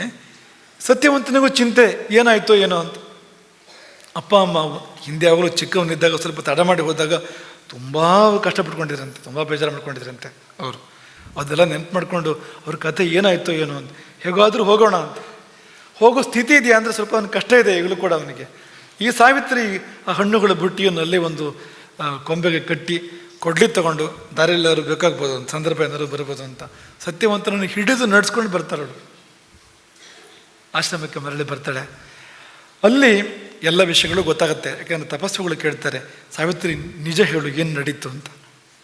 ಅಲ್ಲಿ ಆಕೆ ಇಡೀ ವೃತ್ತಾಂತವನ್ನು ಹೇಳ್ತಾಳೆ. ಮರುದಿನ ಸಾಲ್ವ ದೇಶದಿಂದ ಪ್ರಕೃತಿಗಳು ಅಂದರೆ ಅಮಾತ್ಯರು ಮತ್ತೊಬ್ಬರು ರಾಜ್ಯಕ್ಕೆ ಸಂಬಂಧಪಟ್ಟಂತು ಎಲ್ಲ ಓಡಿ ಬರ್ತಾರೆ ಅಲ್ಲಿಗೆ, ದಿಮತ್ಸೇನ ಇರುವಲ್ಲಿಗೆ. ತಂದ ಸುದ್ದಿ ಏನು ಅಂದರೆ, ಅವನು ಯಾರೋ ಒಬ್ಬ ಇವನ ಹಳೆ ವೈರಿ ಆ ಸಿಂಹಾಸನ ಆಕ್ರಮಿಸ್ಕೊಂಡು ಕೂತಿದ್ನಲ್ಲ, ದಿಮತ್ಸೇನನ ವೈರಿ ಸಾಲ್ವ ದೇಶದ ಸಿಂಹಾಸನ ಆಕ್ರಮಿಸ್ಕೊಂಡು ಕೂತಿದ್ದ, ಅವನನ್ನು ಅವನ ಮಂತ್ರಿಯೇ ಕೊಂದಾಕ್ಬಿಡ್ತಾನೆ ಅಂತ. ಅವನ ವಿರುದ್ಧ ಒಂದು ಪಿತೂರಿ ನಡೆದು,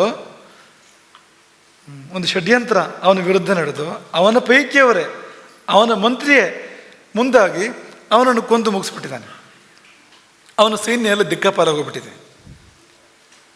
ಈ ಪ್ರಜೆಗಳೆಲ್ಲ ಸೇರಿ, ಅಮಾತ್ಯರು ಇವರೆಲ್ಲ ಸೇರಿ ತೀರ್ಮಾನ ಮಾಡಿದ್ದಾರೆ, ನಮ್ಗೆ ಅವನೇ ಆಗಬೇಕು, ದಿಮತ್ಸೇನೇ ರಾಜನಾಗಿರಬೇಕು, ಅವನು ಕಣ್ಣಿರಲಿ ಕುರುಡನಾಗಿರಲಿ, ದೊರೆ ಅವನೇ ಸರಿ ಅಂತ ಅವನು ತೀರ್ಮಾನ ಅವ್ರು ತೊಗೊಂಡಿರ್ತಾರೆ ಅಲ್ಲಿ ಅಂತ. ನೋಡಿ, ಯಮ ಅಂತೂ ಒಂದು ತಗೊಂಡೋದ ಬಿಡಲಿಲ್ಲ ಅಂತ. ಇಲ್ಲಿ ಸತ್ಯವಂತನನ್ನು ಬಿಟ್ಟರೆ ಆ ಕಡೆ ಅವನನ್ನು ತಗೊಂಡೋಗಿದ್ದಾನೆ ನೋಡಿ ಅಂತ. ಒಂದಕ್ಕೊಂದು ಲೆಕ್ಕ ಸರಿ ಇದೆ ಅಂತ. ಯಮಲೋಕಕ್ಕೆ ಜೀವ ಹೋಗೋಷ್ಟು ಹೋಗಲೇಬೇಕಲ್ಲ ಅಂತ. ಆಗ ಈ ಕಡೆ ಸತ್ಯವಂತನ ಬಿಡುಗಡೆ ಆಗಿದೆ, ಆ ಕಡೆ ದಿಮತ್ಸೇನನ ವೈರಿ, ಹಳೆ ವೈರಿ ಇದ್ದಾನಲ್ಲ, ಅವನಿಗೆ ಯಮಲೋಕಕ್ಕೆ ಟಿಕೆಟ್ ಸಿಕ್ಬಿಟ್ಟಿದೆ ಅಂತ ಇದ್ದಕ್ಕಿದ್ದಾಗ ಅಂತ. ಆಗ ಅವನು ಇದ್ದಕ್ಕಿದ್ದಾಗ ಮುಕ್ತಾಯ ಆಗೋದು ಅವನು ಅಂತ. ಆ ಮಂತ್ರಿಗೆ ಇದ್ದಕ್ಕಿದ್ದಾಗ ಆ ಬುದ್ಧಿ ಬರಬೇಕು ಅಂತ ಏನು, ಇದ್ದಕ್ಕಿದ್ದಾಗೆ ಅಂತ. ಅದು ಯಮನದ್ದ ಕೆಲಸ ಅದು ಅಂತ.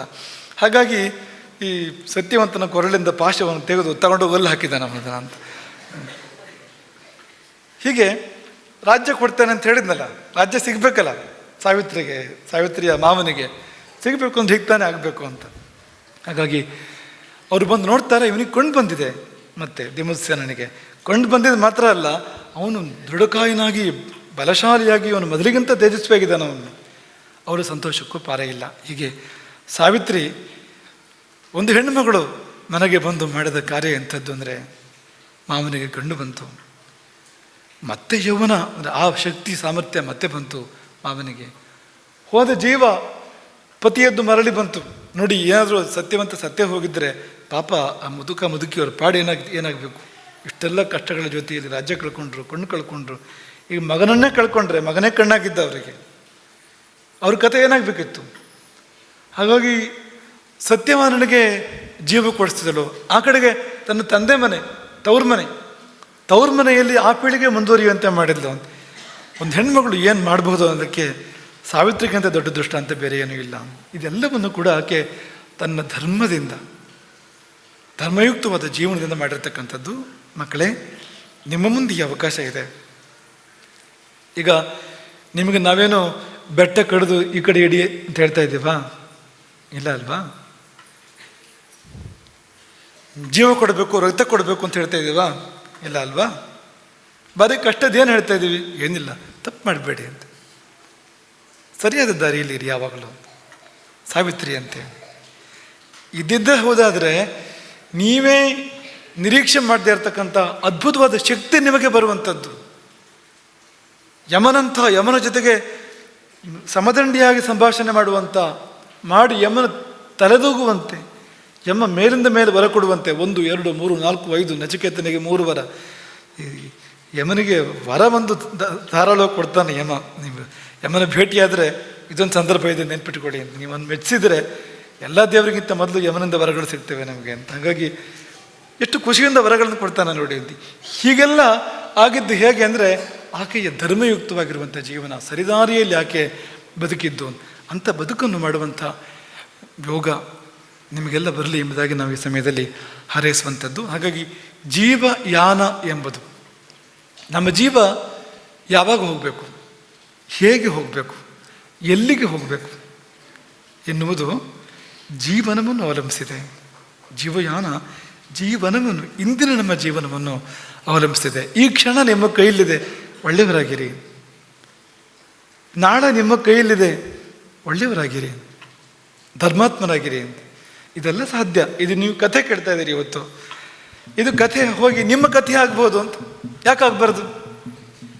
ಈ ಕಥೆ ಅಥವಾ ಇಂಥ ಕಥೆ ಅದು ಇದೇ ರೀತಿ ಇರಬೇಕು ಅಂತಿಲ್ಲ, ಬೇರೆ ರೀತಿ ಇರ್ಬೋದು. ನಿಮ್ಮದೇ ಕಥೆ ಯಾಕಾಗಬಾರ್ದು? ನಾಳೆ ನಿಮ್ಮ ಕಥೆ ಮಹಾಭಾರತ ಯಾಕಾಗಬಾರ್ದು, ರಾಮಾಯಣ ಯಾಕಾಗಬಾರ್ದು? ಹಾಗೆ ಬದುಕಿದರೆ ಈ ಗುರುಕುಲ ಸಾರ್ಥಕ, ಈ ಜೀವಯಾನ ಪ್ರವಚನ ಕೂಡ ಸಾರ್ಥಕ. ಹರೇ ರಾಮ. गोकर्ण मंडलाधीश्वर श्रीमद जगद्गुरु शंकराचार्य श्रीमद राघवेश्वर भारती स्वामी महाराज की.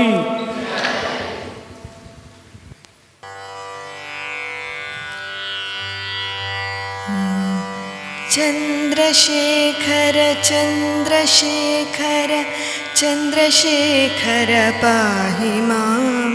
चंद्रशेखर चंद्रशेखर चंद्रशेखर रक्ष मां. चंद्रशेखर चंद्रशेखर चंद्रशेखर पाहि मां. चंद्रशेखर चंद्रशेखर चंद्रशेखर रक्ष मां. रत्नसानुशरासनं रजताद्रिशृङ्गनिकेतनं शिञ्जिनीकृतपन्नगेश्वरम् अच्युतानलसायकं क्षिप्रदग्धपुरत्रयं त्रिदिशालयैरभिवन्दितं. चन्द्रशेखरमाश्रये मम किं करिष्यति वै यमः. पञ्चपादपपुष्पगन्धपदाम्बुजद्वयशोभितं भाललोचनजातपावकदग्धमन्मथविग्रहं भस्मदिग्धकलेबरं भवनाशनं भवमव्ययम्. चन्द्रशेखरमाश्रये मम किं करिष्यति वै यमः. भक्तवत्सलमर्चितं निधमक्षयं हरिदम्बरं सर्वभूतपतिं परात्परमप्रमेयमनुत्तमं. सोमवारिनभूताशन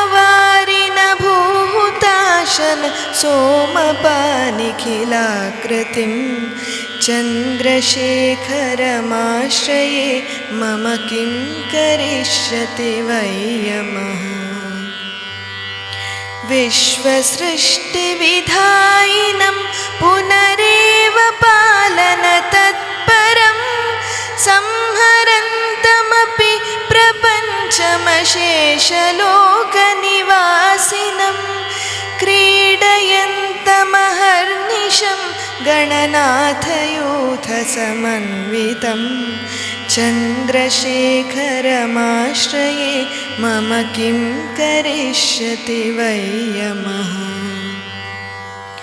मृत्युभीतमृकण्डुसूनु कृतस्तवं शिवसन्निधौ यत्र कुत्र च यः पठेन्न हि तस्य मृत्युभयं भवेत्. पूर्णमायुररोगतामखिलार्थसम्पदमादरं चन्द्रशेखर एव तस्य ददाति मुक्तिमयत्नतः। चन्द्रशेखर चन्द्रशेखर चन्द्रशेखर पाहि मां। चन्द्रशेखर चन्द्रशेखर चन्द्रशेखर रक्ष मां। चन्द्रशेखर चन्द्रशेखर चन्द्रशेखर रक्ष मां। चन्द्रशेखर चन्द्रशेखर चन्द्रशेखर रक्ष माम्।